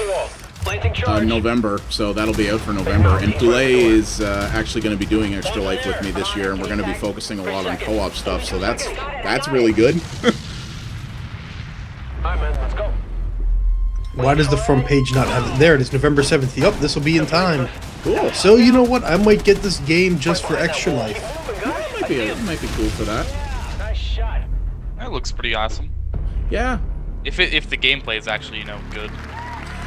Apparently, people who played the alpha that was out said at the time it needed work because it was actually a proper Xbox One it was a exclusive. proper alpha, but apparently the core was good. Ooh, new game. For Windows and Xbox One. Yeah, I saw that. It's cartoony. I don't know the developer.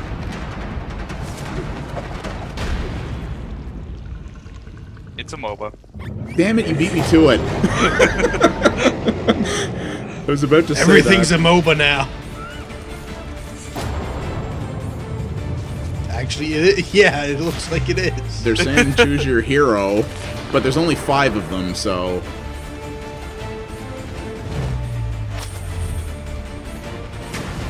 It probably just means that it's coming on the Windows 10 like product store, Sparhawk. This game doesn't look like something that needs DirectX 12. Yeah, the graphics are definitely meant to be playable on... But hey, if you've got 7 or 8, you get 10 for free anyway, so... Gigantic. No, if it's not a MOBA, it's a free-to-play. Summoning monsters, though, that's a nice little addition. This kind of looks like their version of Battle Cry. But it looks way more interesting than Battle Cry.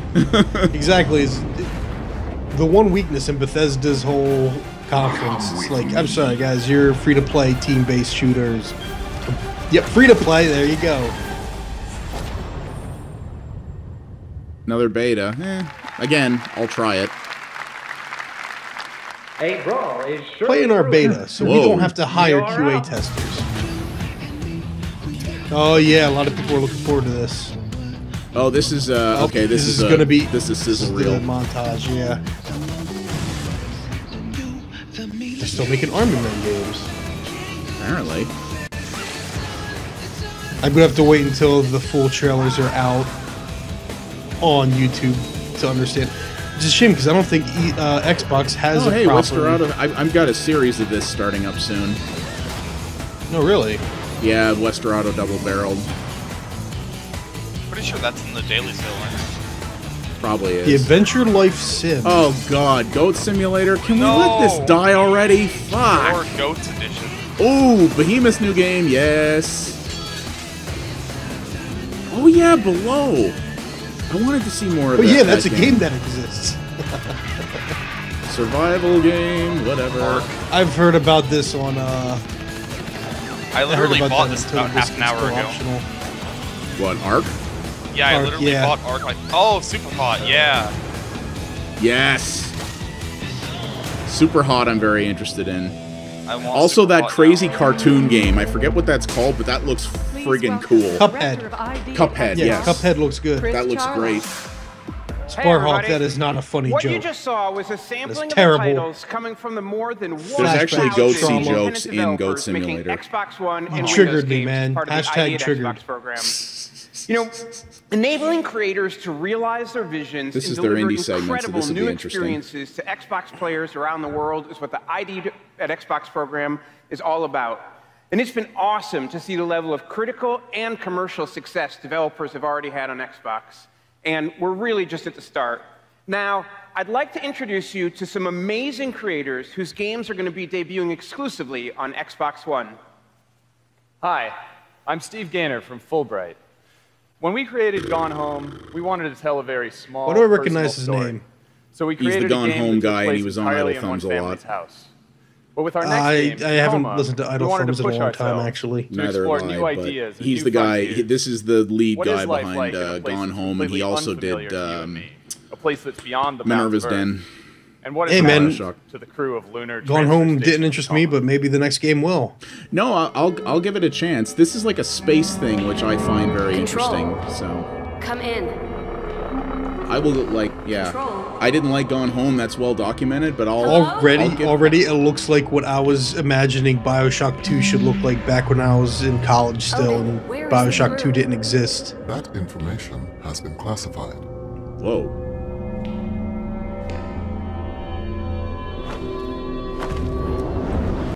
The fact that it's in space already gets my attention, so. Odin, what am I going to find behind this door?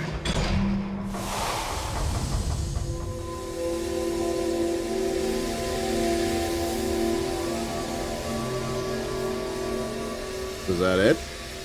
A sans serif font face. Hi, I'm Derek Bradley from Aurora 44. Our small team in New Zealand has set out to create a harsh, open world to explore. One where it's up to you to determine who is friend and who is foe. More open world in a game. place where player-to-player relationships Of course, they're the new key to platformer. survival. Slash But first who to person trust, shooter. I who don't to have a fight, problem with and that who as to long run as away it's done from well, are all decisions but- you must make for yourself. Remember, Sparhawk, exclusive for consoles means we completely ignore PC availability.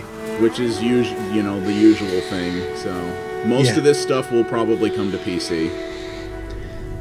Because the console guys just don't see themselves competing with PC, which is something they really need to get over, because it ain't true anymore. Well, yes and no. I like Amongst this art style. enthusiasts, I'd say yeah. It's simple, like almost like cubism type art style. It's kind of neat. Well, they have no faces. That's freaky. It is freaky, actually. They have moving hair, but no faces. Is this actually co-op? Oh, shit. Oh no. Well done. It's not co-op anymore. It was. Asynchronous well, I don't know if asynchronous is the right term for This is clearly another You Will Die a Lot game. Oh boy, because we need more of those. Nope, she's the survivor. For now. He died. Whoa. That's a big sky I whale love sky bird? whales. Sky whale bird thing? With fur. Again, they just outlast Guardian, Last Guardian. I'm Sherida from Tiger and Squid. Beyond Eyes is the story of Ray, a young girl who, for the first time in her life, has to leave the safety of her childhood home and go explore the outside world. Squid. But being blind, no, not Ray has to background. visualize the world through Yeah. other senses, Oh, those such as artifacts. hearing, Now I see what touch, you mean, and yeah. smell. I made Beyond Eyes because I wanted to share with the world a story of hope. If we embrace the challenges that life throws at us, and if we open ourselves up to new experiences, it can be a beautiful world.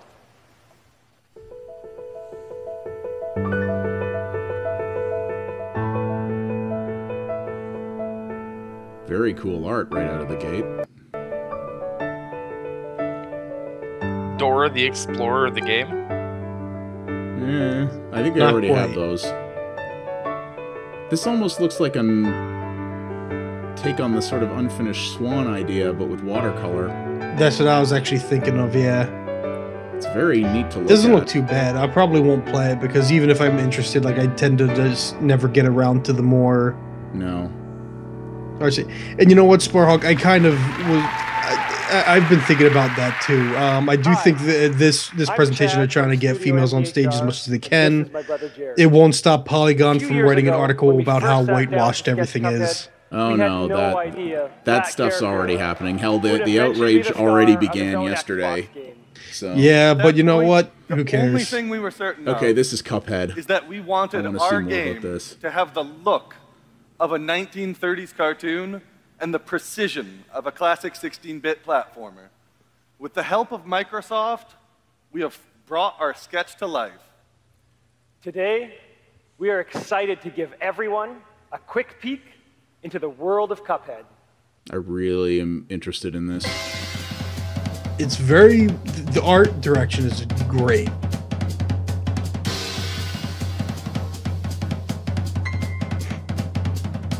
Oh no.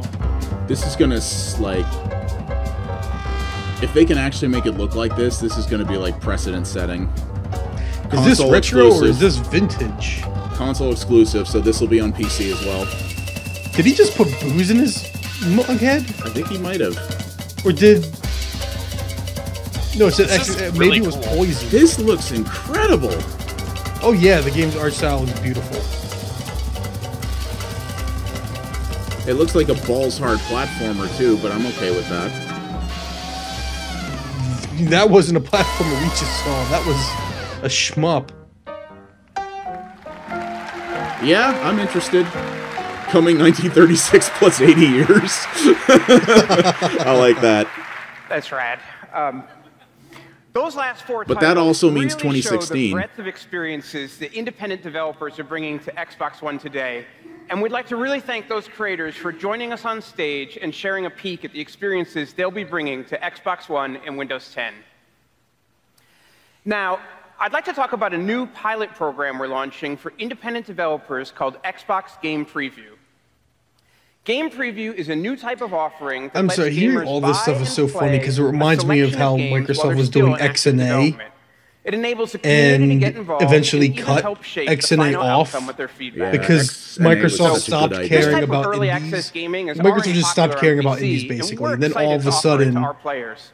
But we want to make sure it boom, comes to here's console in a the way that management makes sense. changed, and the new every management game is in the like, program actually, has a no, free indies are trial, important. So you can play it Yeah, and then indies make are an important. educated decision. and on Sparhawk, whether as you wanna for jump who's the in market, early or wait honestly, and see how development progresses. I can Hang think on of a lot of sec. people. Sorry, I just want to hear a select number little of bit about what games this is into about. the Xbox Game Preview over the next year, including the following titles: The Long Dark by Hinterlands, Sheltered from Unicube, It sounds Elite like... Dangerous from Frontier, and DayZ from Bohemia Interactive. What? Pretty cool. DayZ is a fucking horrible train wreck on the If you'd like to PC join still, the and now Xbox they're going to Game put it on Preview consoles? community and get involved, you can do it starting today. Later this afternoon, The Long Dark and Elite Dangerous will be available for download on your Xbox One. Please give them a try. Can't wait to hear Oh, what you think. it's like a demo program for indie games. Now, before I go, I'd like Okay, to welcome to anyway. the stage Is one of the Elite true really an indie visionaries game, of though? early access game development. It was to kickstarted talk and about his new self-funded. There's no IP, publisher which is gonna be backing launching it. exclusively Yeah, I on suppose. PC and Xbox I mean, it's One. not indie in that Please it, welcome the it's creator big of indie, DayZ, but Dean Hall. it is. Dean Hall, who's actually not at Bohemia anymore. I want a game that is Which not is a weird. game. I want a game that is a universe. A universe Oh, built not Ion, on right. script This is his new or studio. quests, but on the laws of physics, biology, and chemistry. A simulation MMO that explores mankind's expansion into space. I love New Zealand's The New chance Zealand to be a accents. pioneer in a harsh universe, swamped with the risk of death, yet peppered with the havens of fortune. For the past year, I have been working with the technology company Improbable to turn my long-term prototype into a reality. It worked. We are the architects. No, this isn't going to be No of Man's this Sky. new universe, That'll be at Sony. But you, the players, through Xbox One Game Preview and PC, But he also will said govern it was a its space destiny. game. Well, I'm reading the thing in the background where it was remain calm. You're being transferred to a new host, basically.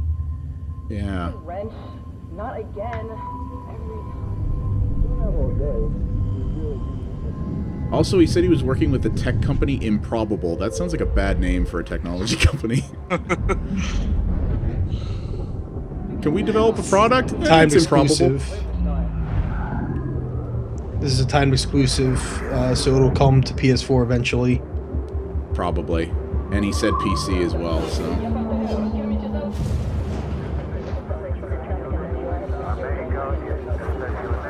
Okay. Oh, please show me more than that. Oh, come on! Teaser. God damn it. Or is it? Well then. It's space. I'm interested. So wait, you're playing the Star Child? What? I don't know. I'm interested. Coming soon. Dean Hall's Ladies a and gentlemen, interesting creative guy. Crystal So. Dynamics. Oh, Game here's Tomb director, Raider. Ryan Horton. I'm thrilled to be I'm here gonna today be on behalf shutting of up the for a entire minute team at Crystal and Dynamics let's see what he demo says. The world premiere gameplay of Rise of the Tomb Raider. Xbox exclusive. Holiday 2015. Bright Or's face of God. Nice. Nice. There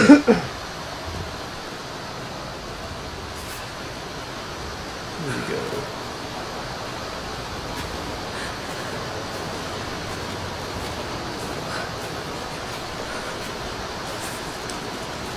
Well, this is an engine because there was a save icon.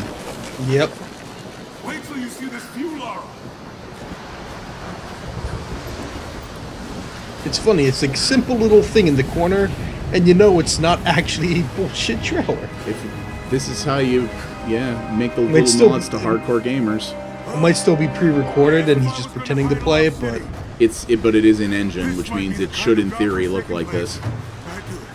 And that's pretty. Storm's getting closer. We have a couple hours at most. Should be enough time. We're almost to the top. What do you think? We're close to something, Jonah. I can feel it. Just this last stretch to the top. All right. Let's see what's up there. was that character from the last one? I'm not sure. I don't recognize. Oh, maybe he was. Oh, there was a big guy. I don't think that's the big guy. No. Okay. That's a little vertigo-inducing. Welcome to stuff I would never risk in real life. Let's take it slow and steady. Just stay with me. Oddly enough, all I really want to know is did they lighten up on some of the death animations for her? Yeah, I wonder. Oh, Oh, Jesus! There we go. Sparhawk, you bring up a good point. They don't discuss whether they're actually playing on PC or Xbox One. Didn't they just say Xbox exclusive? Well, yeah, but whether or not this footage is or not is another question, because this is a timed exclusive for Xbox. It is coming to other platforms eventually. And even then, you're developing a game on a computer, technically, therefore... Yeah. I'm guessing they're trying to represent what it will look like on Xbox, but who knows? I mean, like, that's the thing. If this is an engine, like, this looks like a cutscene. Like, it's that quality. Honestly, I'm more interested in that. Like, it could have more jaggies or whatever. Like, I don't care. I just gameplay, man. Yeah. I don't. Yeah. Which is a shame because some of this. Ooh, here we go. Here's where they beat the shit out of her. I got you. Oh God. Can you hear me? She's got broken something. Stuff. I'm gonna pull you back up. Internal bleeding. Oh Jesus. Whiplash.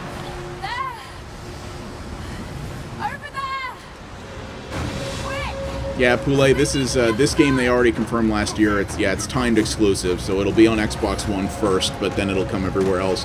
But you're buying an Xbox One soon anyway, right? Right?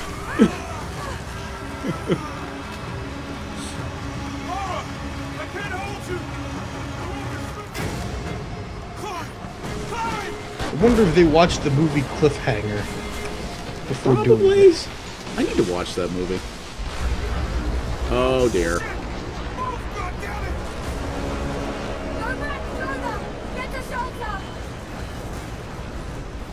Outrun the avalanche. As the guy's just sitting there still hanging on the ice wall, it's like, yeah, I'll get this. I'll get on that. I'll get on that right quick.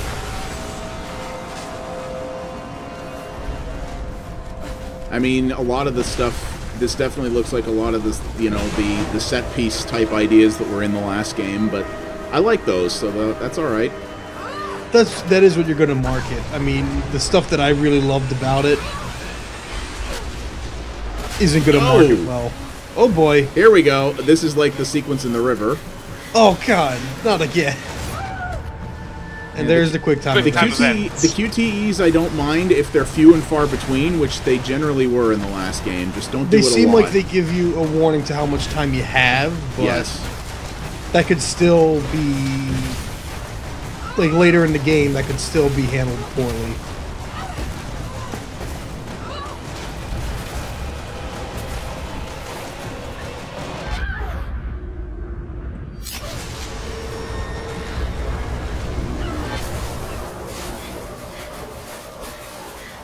They're still definitely putting her through hell. Well, of course. I mean, that's part of the... You can't be a strong female protagonist otherwise.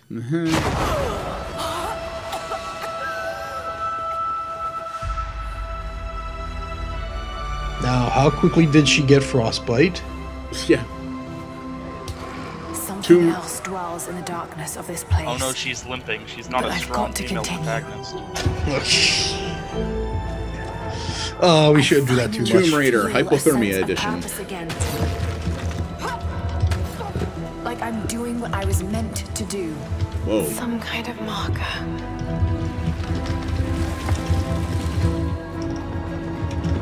The journey will be perilous, but I must find a way.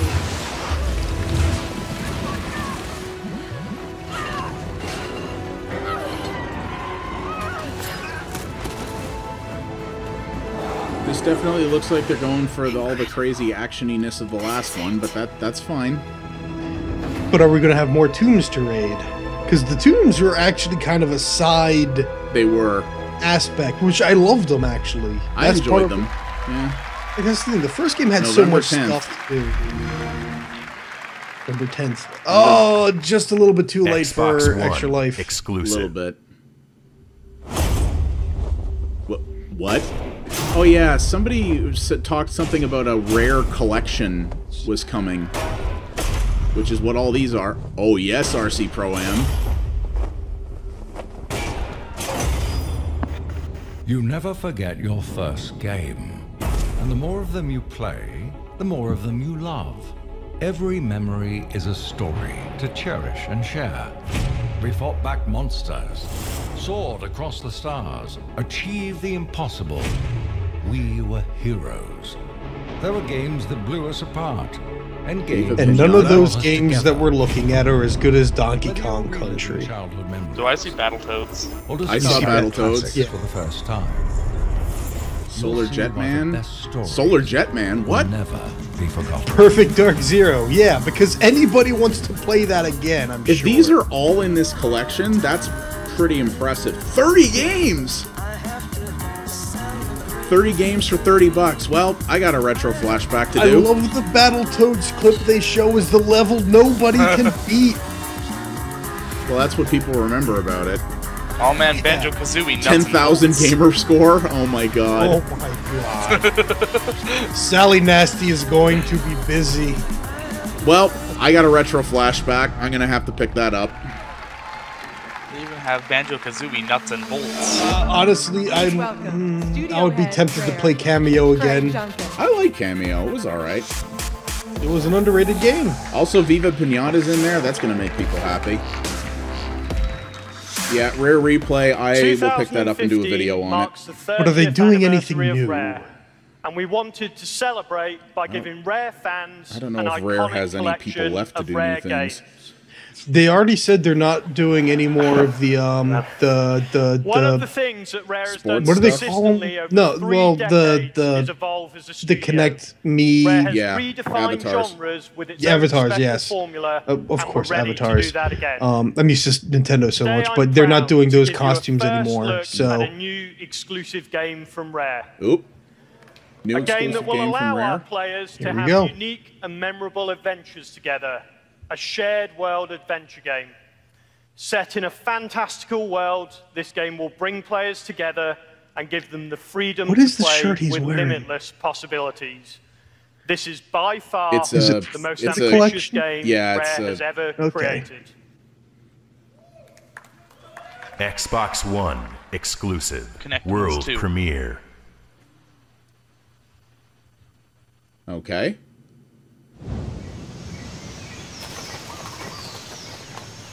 Real time, eh?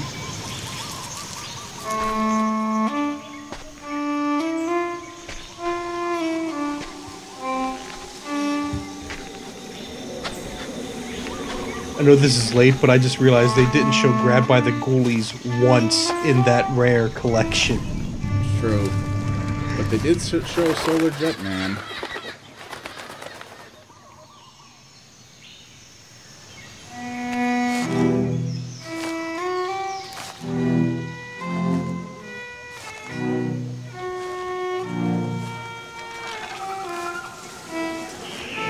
Very slow swooping camera movements, but...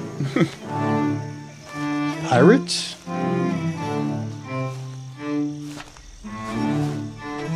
Considering the music, we might be dealing with some kind of pirate-themed game. That'd be alright. Giant squid. Oh, multiplayer. Yeah, he mentioned that. Sparhawk, this might actually be Xbox One exclusive because it's Rare, and Yeah, I don't it's think Rare. Rare really does PC games. So No, they don't.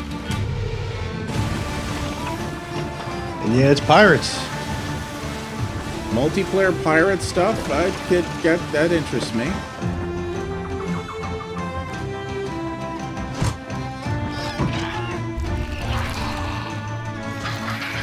Actually, yeah, that could outdo Black Flag. If you're playing essentially Black Flag where you and your friends run a ship. Yeah, that'd be cool. So an open world survival game, but pirate game this time. Again, if it comes out done, that could be okay. It could be okay.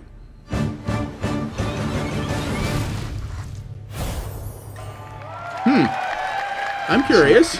I'm intrigued. Yeah, that looks neat.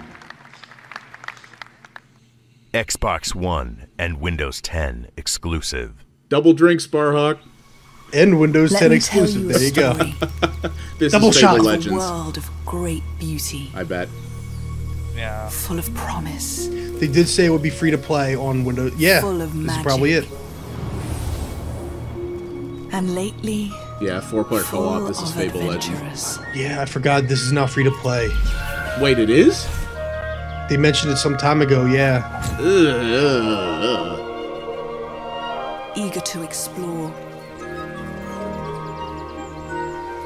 Eager to tell a story. Microsoft's I don't know. history with free-to-play is less than ideal. They are really cranking up because this is that's all female protagonists right there. They are It intruders is. in a land That's fine that by does me. not want them. That's the thing, is I don't particularly care either way, so it's fine by me. If they want to do that, good on them. Okay, it looks like a mixture. They're switching back and forth, so they're showing off the fact that you can really custom create people. Hungry for what they don't have. Obsessed with Yeah, their free to play. legend. I really want this to be good. I do too. It's just free to play Fable. I don't know. It makes me nervous. And I will On the one hand, it doesn't have Peter Molyneux involved, which could actually be good for the series, but Yeah, but they've also taken it in a very different direction as a result. Though. But if it's And free it to might play, not be that bad. you know what? Free to play means I can try it. Microsoft Studios. Yep. Kudo Tsunoda. Oh, does that have a release date? what Let's up, see. Kudo? Games like Fable Legends show our commitment to putting This fans holiday. and He doesn't have his gamers at the sunglasses. center of everything we do. Legends is free to play on both Xbox One and Windows 10 PCs. This means Fable fans running Windows 10 will be able to play with their fellow gamers on Xbox One. Oh, Anything you earn or buy on one version of the game becomes part of the experience on the other. okay. And if you love gaming, more is Nice coming. Minecraft pin. Windows allows developers to push the boundaries of creativity, to deliver gamers experiences they will love, from console gaming to PC gaming, even virtual reality gaming. Oh, here it is. Today, we are proud to announce a new relationship with Valve VR. Whoa. That caught everyone off guard. Microsoft partnered with Closely Valve? to make Windows 10 the You best even called it. platform for VR gaming. No, I said they No, were you were partnering saying with Oculus. Oculus. We're on the Oculus stage announcing a partnership with Yeah. Oculus. The Xbox One controller will be included with every Oculus Rift at launch. This puts our Look, we learned with the gaming Kinect. We may as well controller just at the not center develop of this VR stuff gaming. ourselves, so we're going to use everyone else to make the peripheral for on us. Oculus Rift. By streaming Xbox One games to Rift through Windows 10, gamers can play the games they love on the newest devices. Microsoft's also pioneering a new era of holographic computing. It's that they're partnering with two different companies. The ability to bring holograms into your real world. You know, here's HoloLens. In January, we unveiled Microsoft HoloLens, the world's first untethered holographic computer powered by Windows 10. Holograms mixed with your real world unlocks all new experiences, freed from the boundaries of your screens. So far, we have shown new ways for people to create, to communicate, to work, and to learn. Today, we are very excited to show you how Microsoft HoloLens can change the world of gaming. Okay. I was curious if they were going to do more than just lip service To show you how it works, let me introduce And brand Sparhawk, director at yeah, Mojang, that's Lydia what I think. Winters. Lydia? Thanks, Kudo. Which I think it might not be a bad move is for them to be more open with platforms rather than how they backed HD DVD and on this lost. unbelievable adventure. This game has changed millions of lives, including my own. In the past 5 years, we've been blown away by the amount of people who have been playing our game. The community's incredible creativity has taken Minecraft into places we never could have imagined. I mean, this is a good thing to show off HoloLens with. And exciting things being made. On July 4th and 5th in London, we are going to have the biggest Minecraft celebration in the world at Minecon 2015. We can't wait to share more with the community there and be inspired by their ideas. You scamp. We're always trying to harness new technology and create new ways of playing the game. With that in mind, The problem with HoloLens, though, is you're going to have the same problem demoing it that you will with Oculus. Like, how do you demo something that you're supposed to put on your head? That's the thing. I'm not even sure what the HoloLens is. I haven't really read up on it. I don't care about this stuff. I'm an old man. It's a holographic visor. The concept looked neat. So, see, it sounds like Google Glass then. No, or somewhere it's in not. between. This display technique It's a different like putting idea. a HoloLens right on the camera itself, allowing the entire audience to see the holograms. Now, this is a live demo with real working code. Let's show what it can do. Wait, they mounted a HoloLens to the camera? What? you can play It's the magic. Minecraft you know today on HoloLens. Sax grabbed his Xbox controller to play through a giant holographic portal into a 3D Minecraft world right on the wall. Even though I don't have a HoloLens, They'll jump I'm over able the to ledge. play together with Sax from my Surface. Are you going to come join my game, Lydia? I'm in now. What? I see you jumping around. I'm still not getting. Is One of the No, cool things about that thing that HoloLens he's is that it looking lets at, that's not a screen. That's a projection. See? You need to get step different perspectives around. on your So Minecraft like, world. okay, It's no, awesome okay, to play yeah. with the controller, but could we show them something new, Sax? Sure. Let's take our experience off the wall and then put it on the table over here. Create world.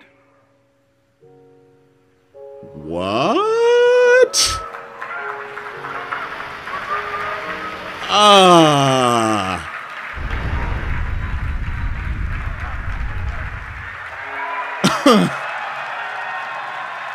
I'm so confused.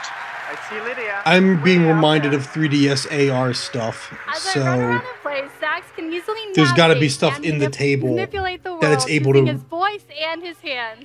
edit. He Yeah, can walk yeah. around the hologram, pan around for different viewpoints, and even look inside. Oh my god. This Let's follow Lydia around for I gotta say. This is I'm buying this more than I'm buying VR, zoom in and but out for a still. better perspective. Yeah. Closer. To be fair, I've never put a All the VR way in. helmet on yet, but Close still. At least you can actually see you up how to, this Lydia? works. I'm hopping in a minecart. Craft chick. So do they just have like a take a ride camera down to looking the through the village. lens? Yeah, they have a perspective. HoloLens mounted to the Overview. front of the camera.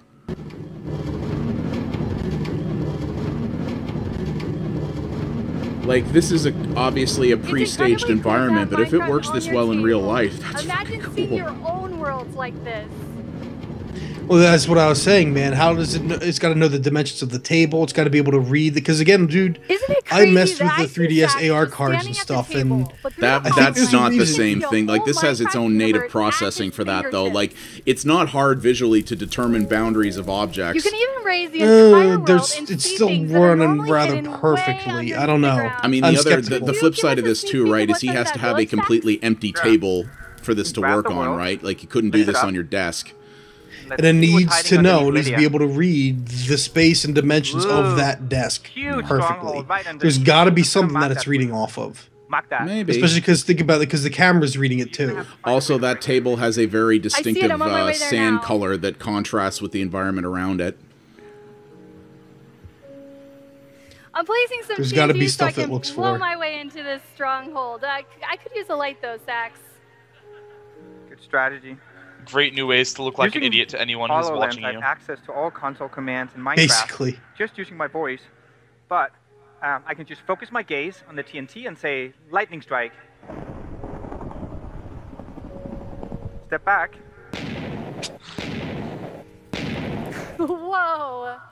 There's a lot of materials down there I wouldn't have seen without you. One more thing I want to do with lightning. See a pig pen over here? I think the pigs need an upgrade. Do it. Lightning strike. Making bacon. There you have it. Zombie pigmen. The pigs were a little wigged out there. Yeah, kind of glitching through the fence. I mean, as concept, Playing Minecraft on your wall, that was pretty cool. world right on your table. Microsoft HoloLens. Like, again, you know, its real-world viability is another question, but as a proof of concept, they proved it. In this rehearsed condition, it looked like it was running like the future. I mean, they said it was real live code, which is cool. And gentlemen, Gears It's of still War controlled Go conditions. Oh, here's Gears of War. Ferguson. Please talk about the new one. 10 years ago, Gears of War debuted here at the Xbox. Here you go, E3 Chris Repeat. LTD. And this year, we're taking you back to where it all began. Today, I'm happy to announce Gears of War Ultimate Edition. The original Gears of War, completely remastered and modernized for Xbox One and coming August 25th. It's the first August at its 25th? best, fully rebuilt in 1080p, loaded with new content and 60 frames per second in multiplayer. Wow. And you can play that multiplayer early in our one-week public beta that starts today. Okay. I'll go download so that. Tune in to the Xbox Daily Live from E3 this afternoon to learn more. I mean, I'll play that, yeah, but and one more thing. I wanted to give you a taste of something else we're working at the Coalition. Thank you. here we go. Xbox One exclusive world premiere. I'm guessing this is not live gameplay, but we'll see. They handed him a controller to at least make it pretend it was.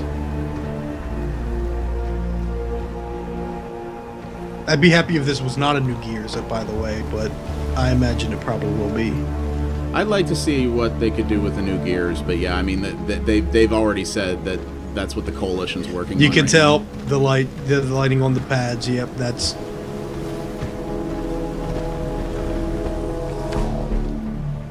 That's not Marcus Phoenix. Different time of the war? Looks like it went this way. Come on.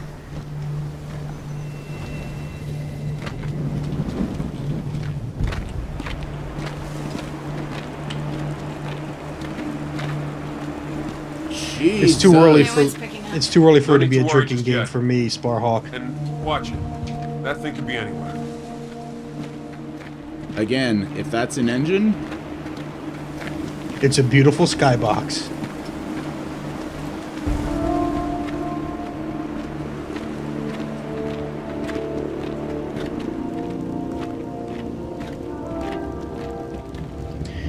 I feel like they tried to. I feel like they tried to make the dude seem less buffed up in comparison to the older games. They definitely do. He is not a walking fridge. It's just rainwater. Yeah, with stuff floating in it.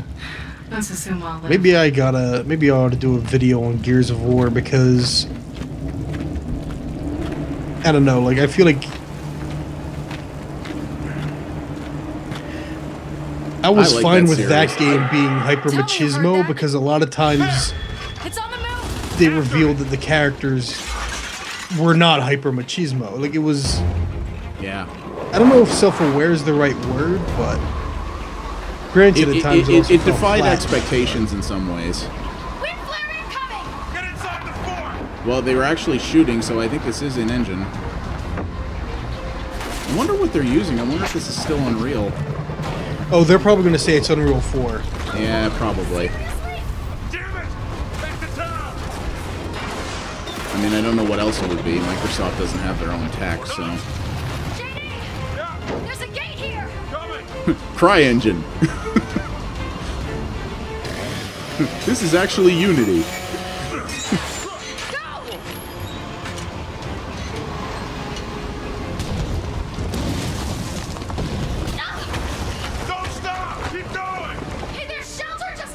This feels almost a little Tomb Raider-y and, you know, outrun the weather.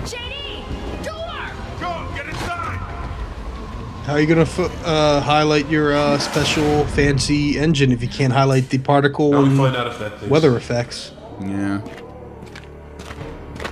I wonder if this is, like, still, like, during the war or during the sort of downfall of society. Gears of Raiders of Pants. Interesting. It's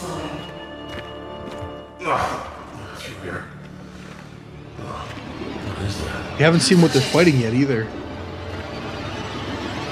Yeah, just put your hand on it.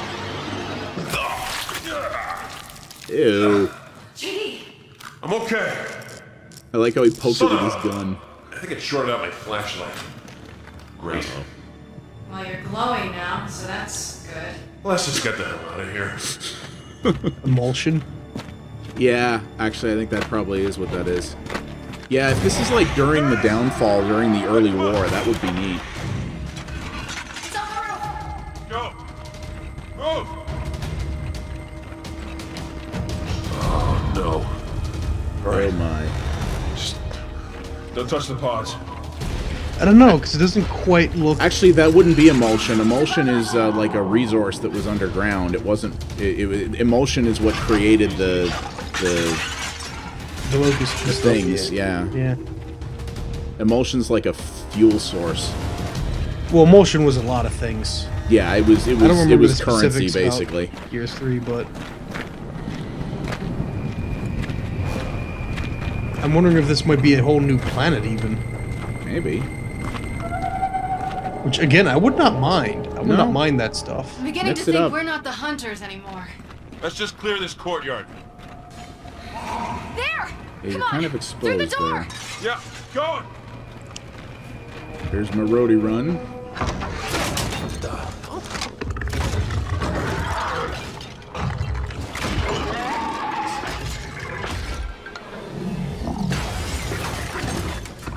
Okay, you're a big fella. Easy now. Oh, that's not good. That's a new enemy, I think.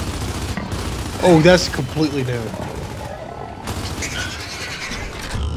Got that Gears UI. Whoa. Could use some help here. You know what? I'm okay with that, Chris.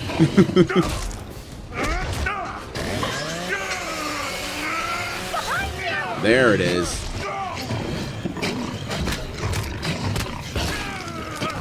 They gotta show everything.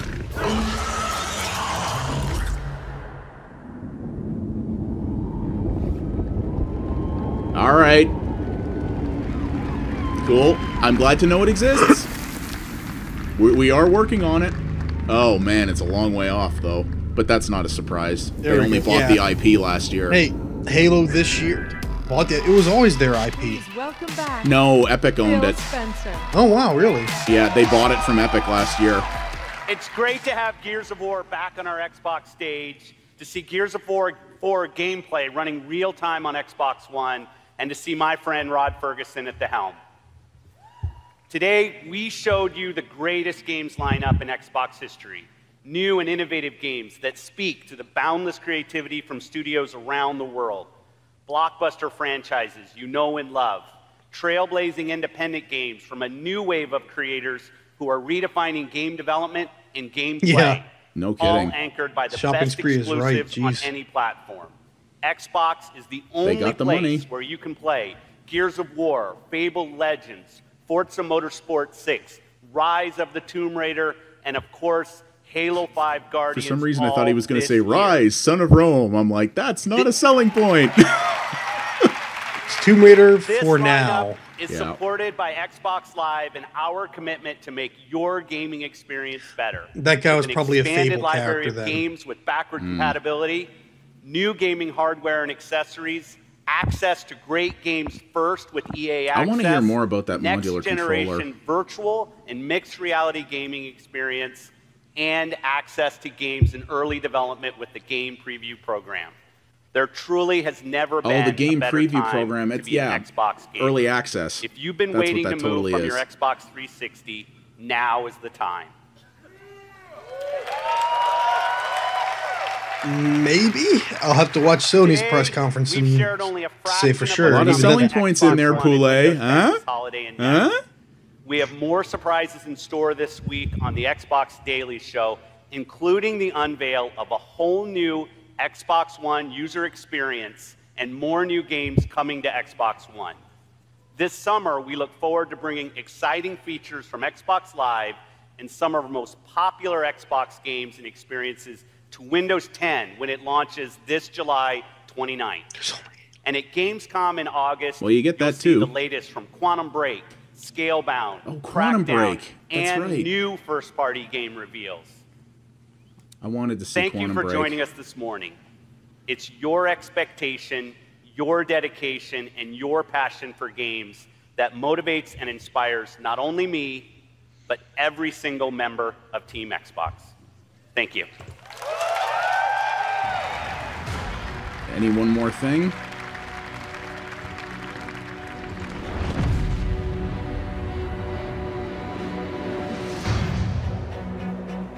This was like a recap of sorts. I should have kept notes on everything they talked about because there's actually a lot to go There was over. a lot here. Yeah, the Rare game was actually one of them. You know what?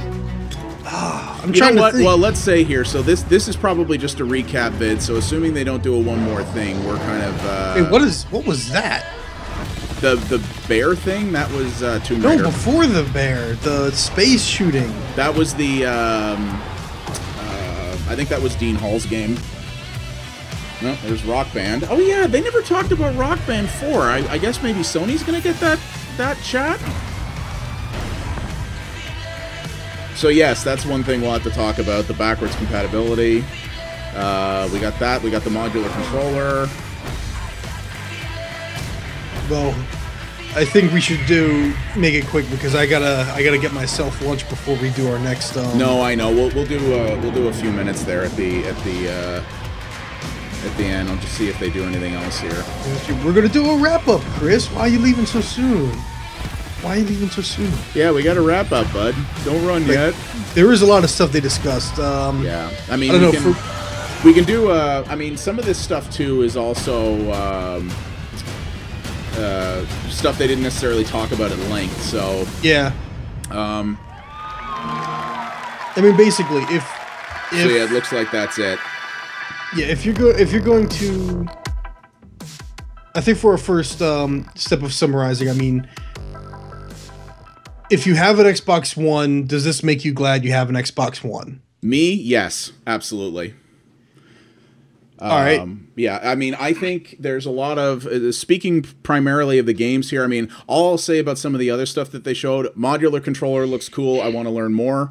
Backwards compatibility is, again, one of those features that everyone asks for that no one ends up using, but I actually do use it because of a lot of the stuff that I do, and if I can get especially my XBLA games working on my Xbox One, I'm good on you. That's really awesome if they can do that. So yeah, that's cool, and that's basically it on that front. But from a games perspective, yeah, as an Xbox One owner, there's a lot in there that really interested me. If I was someone who wanted to buy a console and wasn't sure which one to get, I mean, we're going to have to see what Sony says, but at this point, Microsoft made a very good case for themselves, I think. And that's what it'll come down to for me is also keep in mind of how many of these games, because my thing is, should I get an Xbox One this year, or should I just wait until next year or something? Like, is there any immediate need to do so this year? And I'm trying to remember the stuff that they announced, and two of the games that would really impact whether I get it are the Thieves of the Seas. Is that what it was? The Sea of Thieves. Sea of Thieves. That looked really the cool. Sea of Thieves game. That's one of those games that would, and I don't remember the release date for that. And then the Recore would be one, and I don't think that's 2015 either. That didn't have a date. Yeah, that didn't have a date. And I mean, it might have been for 2016. That fascinates me because one Kenji Inafune, which is always interesting, and also the fact as well that it's like Armature to this point has done since they started up. All Armature has really done is port work. That's pretty much all they've done. EA ass. Yeah, sorry, I just looked at that. Yeah. EA ass. It's in the game. That's pretty good. But no, like, Inafune doing that. But Armature has basically done nothing but port work up to this point. But the fact now that they're obviously clearly getting a swing at the big time, and yeah, it's a partnership between the guys who made Metroid Prime and Inafune is really interesting. You see port work, there's technically two things they did. One was unfinished. It was the Mega Man X first-person shooter sort of remake for Capcom. That got canceled, which that was Armature. Okay. Yeah, that was Armature.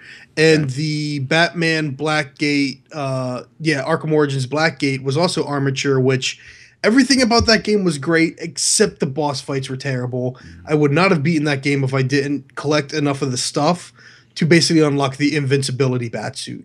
I got the invincibility batsuit and beat the final boss, which would have been impossible otherwise. Yeah. Armature is also doing, it was recently revealed, the Vita and some of the other versions ports of that new Igavania Kickstarter game. They're going to be handling... Bloodstained, yes. They're going to be handling the conversions for that too. But that's right. I think this looks really neat. I mean, it looks like a cool concept. The whole idea of that you have almost like a robot, almost like a robot soul that you're carrying around that you can put into other things, so your companion can theoretically be like different kinds of things. That could be really neat. And they hinted at the end of the trailer that there's going to be multiple that you could do like that. So there's no direction as to what the gameplay is like. It's just, I am curious. But that's the thing. Like, I'm curious like I am with Scalebound. Like, the only thing that's got me is the original Metroid Prime was fantastic. I still think it's the best of that series. And Keiji Inafune is usually good, though. Him being involved is sometimes just in a creative way. So I don't even know how the development's going. We don't know the gameplay. It's just you have my attention that might be a reason to get an Xbox One. Yeah. We don't really have enough knowledge to know if it is yet. Just like Scalebound, it's Platinum Games. I saw big hulking monsters. It looked awesome. Don't know if it's a reason to get an Xbox One. Yeah. Thus far, if I'm looking at this, maybe, and that's the thing, like Gears 4 looks interesting. Does it have anything that I love about Gears in it? It doesn't look like it's really focused on the cover-based shooter. It's more about these big leaping hulking monsters, which could be interesting. Is that why I want to play a Gears game? Like, do I have a reason to get an Xbox One this year? And the closest thing I have is Rise of the Tomb Raider, because it looks like they're keeping a lot of that core, excellent Tomb Raider gameplay that I really liked.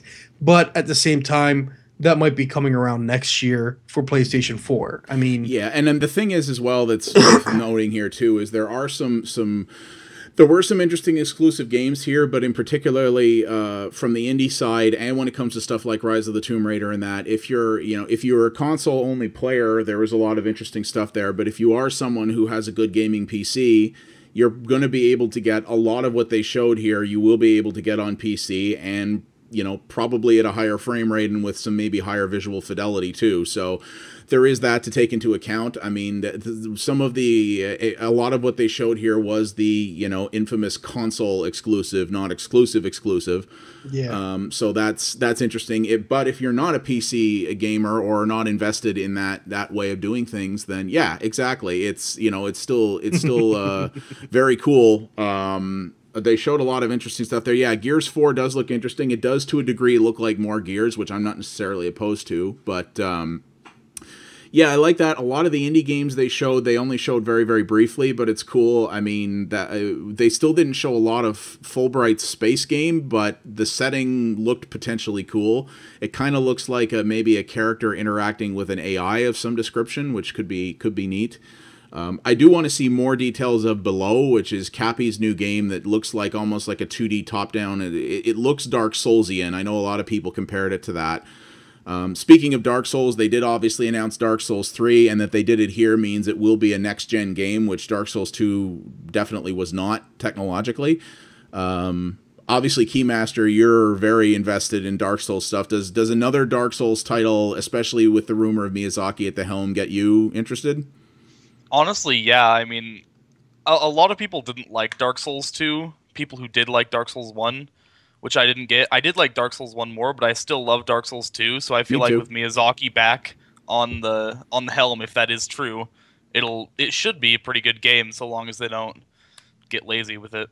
Which, I mean, Bloodborne, although I haven't played it yet, I've heard is a very good game. So. It is. I honestly, as someone who has not played Demon Souls, but has played Dark Souls 1 and 2, Bloodborne, from the way I like to play games like that, in my opinion, was one of the best of the series, just because it felt faster to me, which I preferred, but that's going to be very much a personal thing. I suspect Dark Souls 3 is going to retain more to the old formula. I would guess that From wants Bloodborne to sort of have its own separate identity and play style. I think that's how they're differentiating it quite a bit. But I suspect Dark Souls 2 will be the sort of more slower, methodical, strategic way of playing, which is fine if they want to do that. I do hope they can take the technical lessons they learned with Bloodborne and make Dark Souls 3 look a lot nicer, and hopefully not have bazillion-hour load times.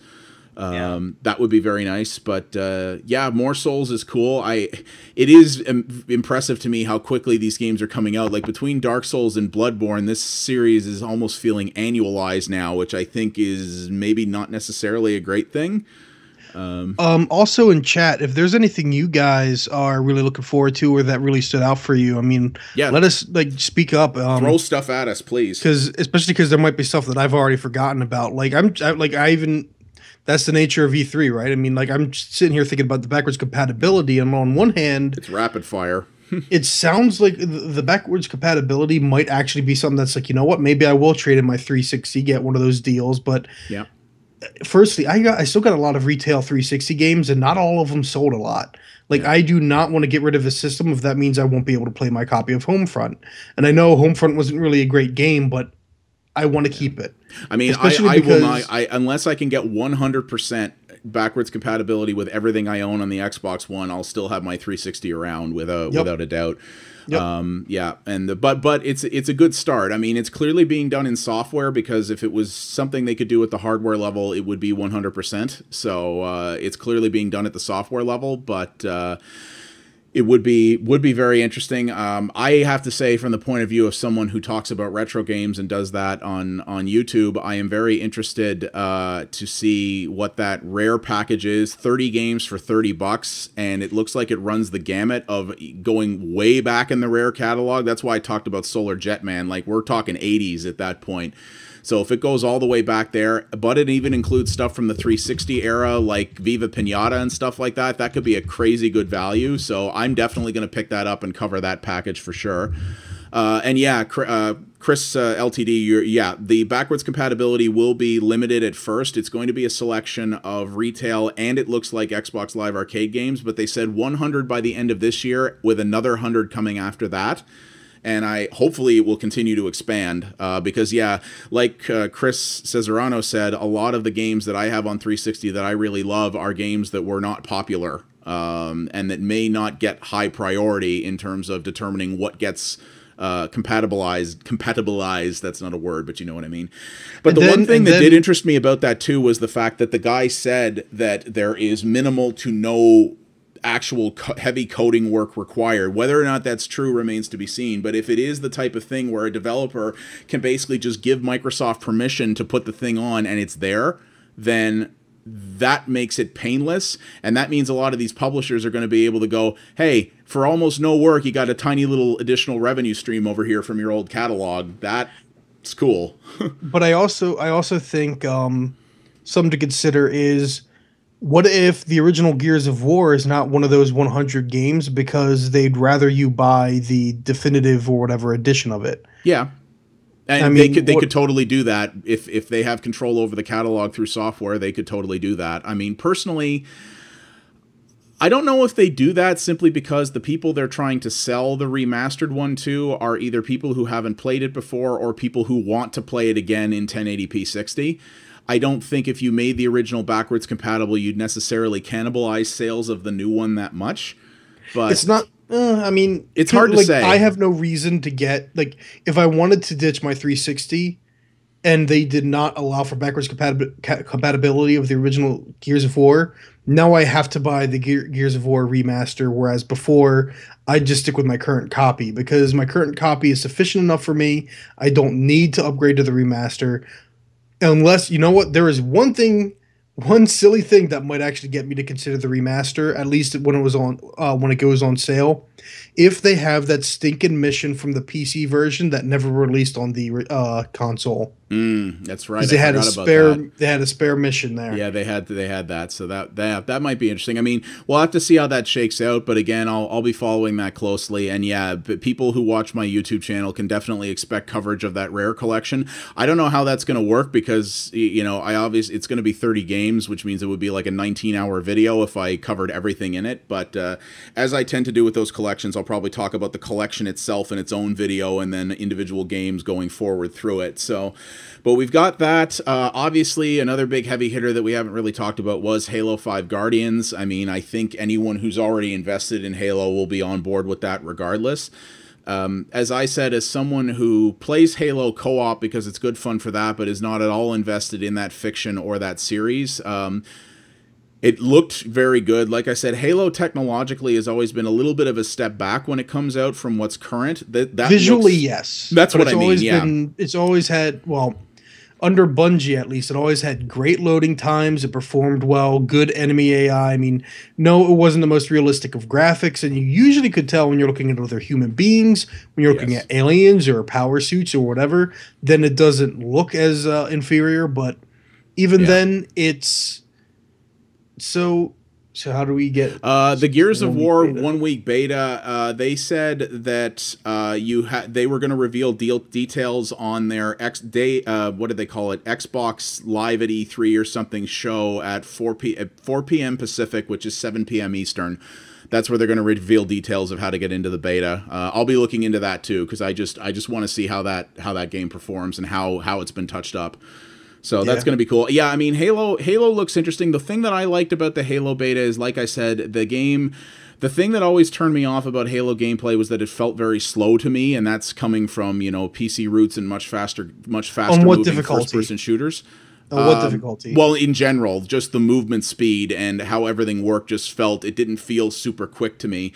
But it's not supposed to. But it's their, it's the way the game is designed. That was just my preference. But Halo 5, the multiplayer beta felt a lot faster and more fluid, which interests me quite a bit as well. So I'm definitely interested to learn more about that. I'll probably get it and play it co-op with some friends anyway. Days of Our Lives mentioned here. Mods for Fallout that's a big deal. Forgot about that. Mods on console is a big deal, and actually the Doom Snap Map thing that Bethesda talked about last night was a similar thing. That is going to be on consoles as well. Letting people do user-generated content on consoles is great because it exposes those people to that amazing stuff, and it will hopefully inspire more people to want to make this stuff too, which is ultimately good for everybody, right? So I think that's very smart. I'm curious how well it's going to work. The way they made it sound like it was the way Todd Howard made it sound is that the mods will still have to be made on PC, but that they can be transferred to the Xbox One. So, I mean, that makes sense because mods on PC have, you know, fancy scripting and all this other stuff.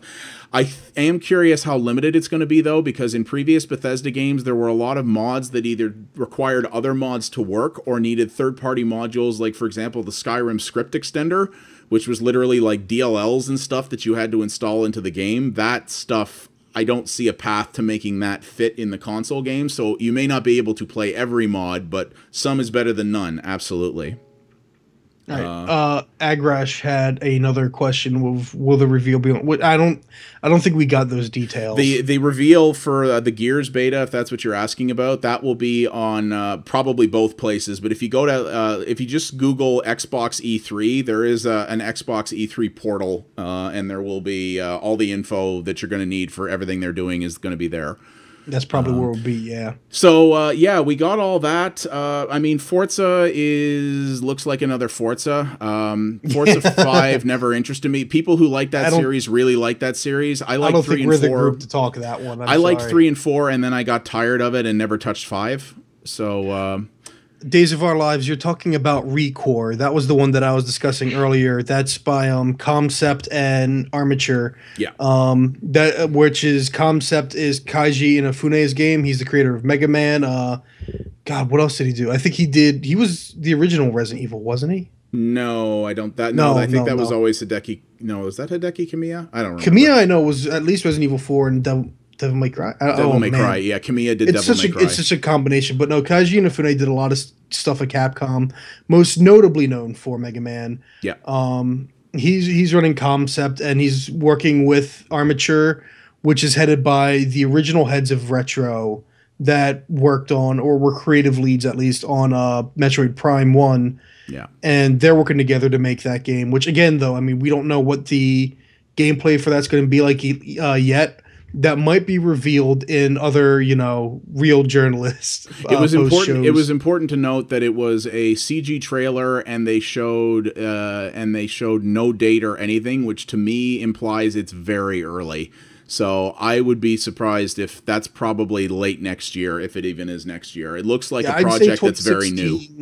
I'd say 2016, though it might be a 2017, but I don't know if it would be big enough for them to announce this early that they'd wait for 2017. I'm guessing 2016, which probably. That's the thing. Like, how much of the so thus far this E3, people are right. It is mostly 2016, the year of 1080p, evidently, because not a lot of stuff coming out 2015. It seems like just a few big ones. So thus far, it seems right now the holidays looking to be Fallout 4 is the big November. Tomb Raider, Rise of the Tomb Raider is a couple weeks before that. Halo, actually, yeah, that's really crushed in because Halo 5 is what, November as well? Or this fall is going to be brutal. It's for those games, but honestly, like for me personally, it's like Rise of the Tomb Raider is the one that I want to play. So yeah, I mean, then again, it's going to be brutal if you're a fan of a lot of these franchises. There's a lot of game coming in a very short period of time this year. It's going to be another very competitive Christmas time in video games. There's no doubt about it. But yeah, I mean, I really liked what I saw here today. They brought games. What they talked about with hardware was fairly brief. The HoloLens stuff, again, we talked a lot about that while it was going on.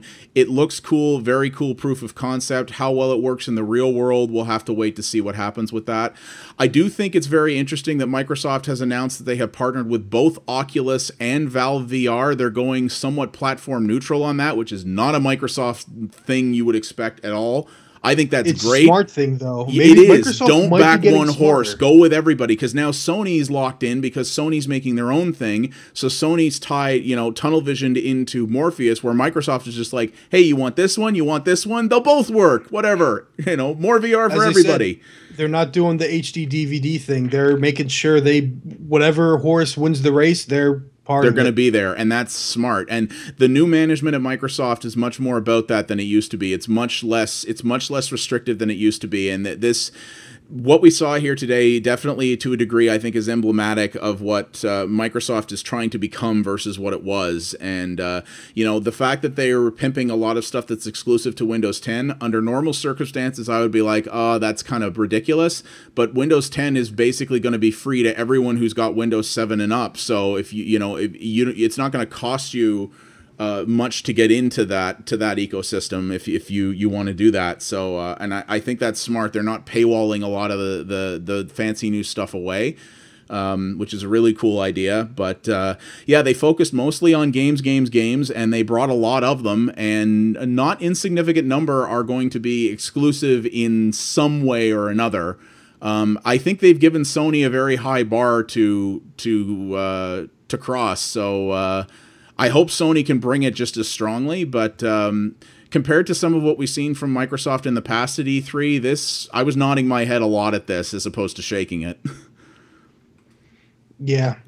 I think it was a good show, and yeah, so far we're 2 for 2 in terms of press conferences that generally impressed, so that's a good sign.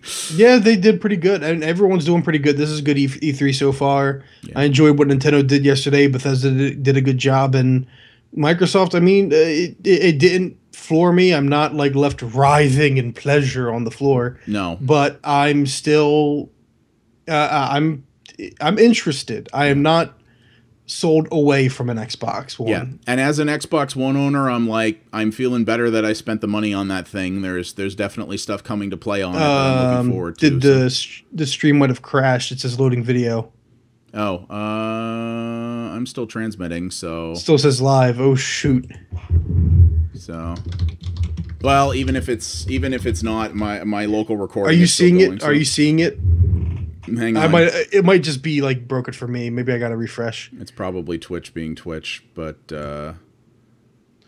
well, no one else is freaking out on the chat, so no, I think it's going. But anyway, yeah, we should probably get to wrapping this up anyway, because we got to go have lunch and other stuff like that. And yeah, I have to. So a little programming note for people, because I know if Chris LTD is still here, I know he specifically said he wanted to watch my archive of the Bethesda conference. That is going to be going up. That will be going up shortly. I had to stop uploading it, unfortunately, so we could do this, but that will be going up, as will the archive for this, and we'll be seeing we'll be doing the rest of this stuff today. So we still got 3 more of these suckers. We got EA, which is going to be a short one. We've got Ubisoft, and we've got Sony, which will probably be a big one. So, yeah, everybody tune back in for those. Yeah, I like what we've seen so far, and I hope everybody else can bring it just as strong, but that remains to be seen, I guess. But yeah, thanks for watching, everybody, and yeah, archives of this will go up soon. But keep following me on Twitter at PXA Media. You'll get updates there on when we're going live next time and everything else is happening. But yeah, we will be back at bollocks, the 3:30. 3:30, so that's about an hour from now for the EA conference. So yeah, thereabouts 3:30. So yeah, tune in then, that's guys. really all we got. Yeah, about that. I mean, we can wait a little longer. Can we make it 3:45? I don't think we need a little bit of time. I don't think we need half an hour of predictions for the EA show. So let's call it 3:45 and give us some more time. I don't even know what to predict. So 3:50. Yeah, something like that. We'll do something like that. So, well, thanks for hanging out, guys, and yeah, thank you everybody for watching, and we'll see you in an hour and a bit, I guess. See you then. Take it easy. All right. Have a good one, guys.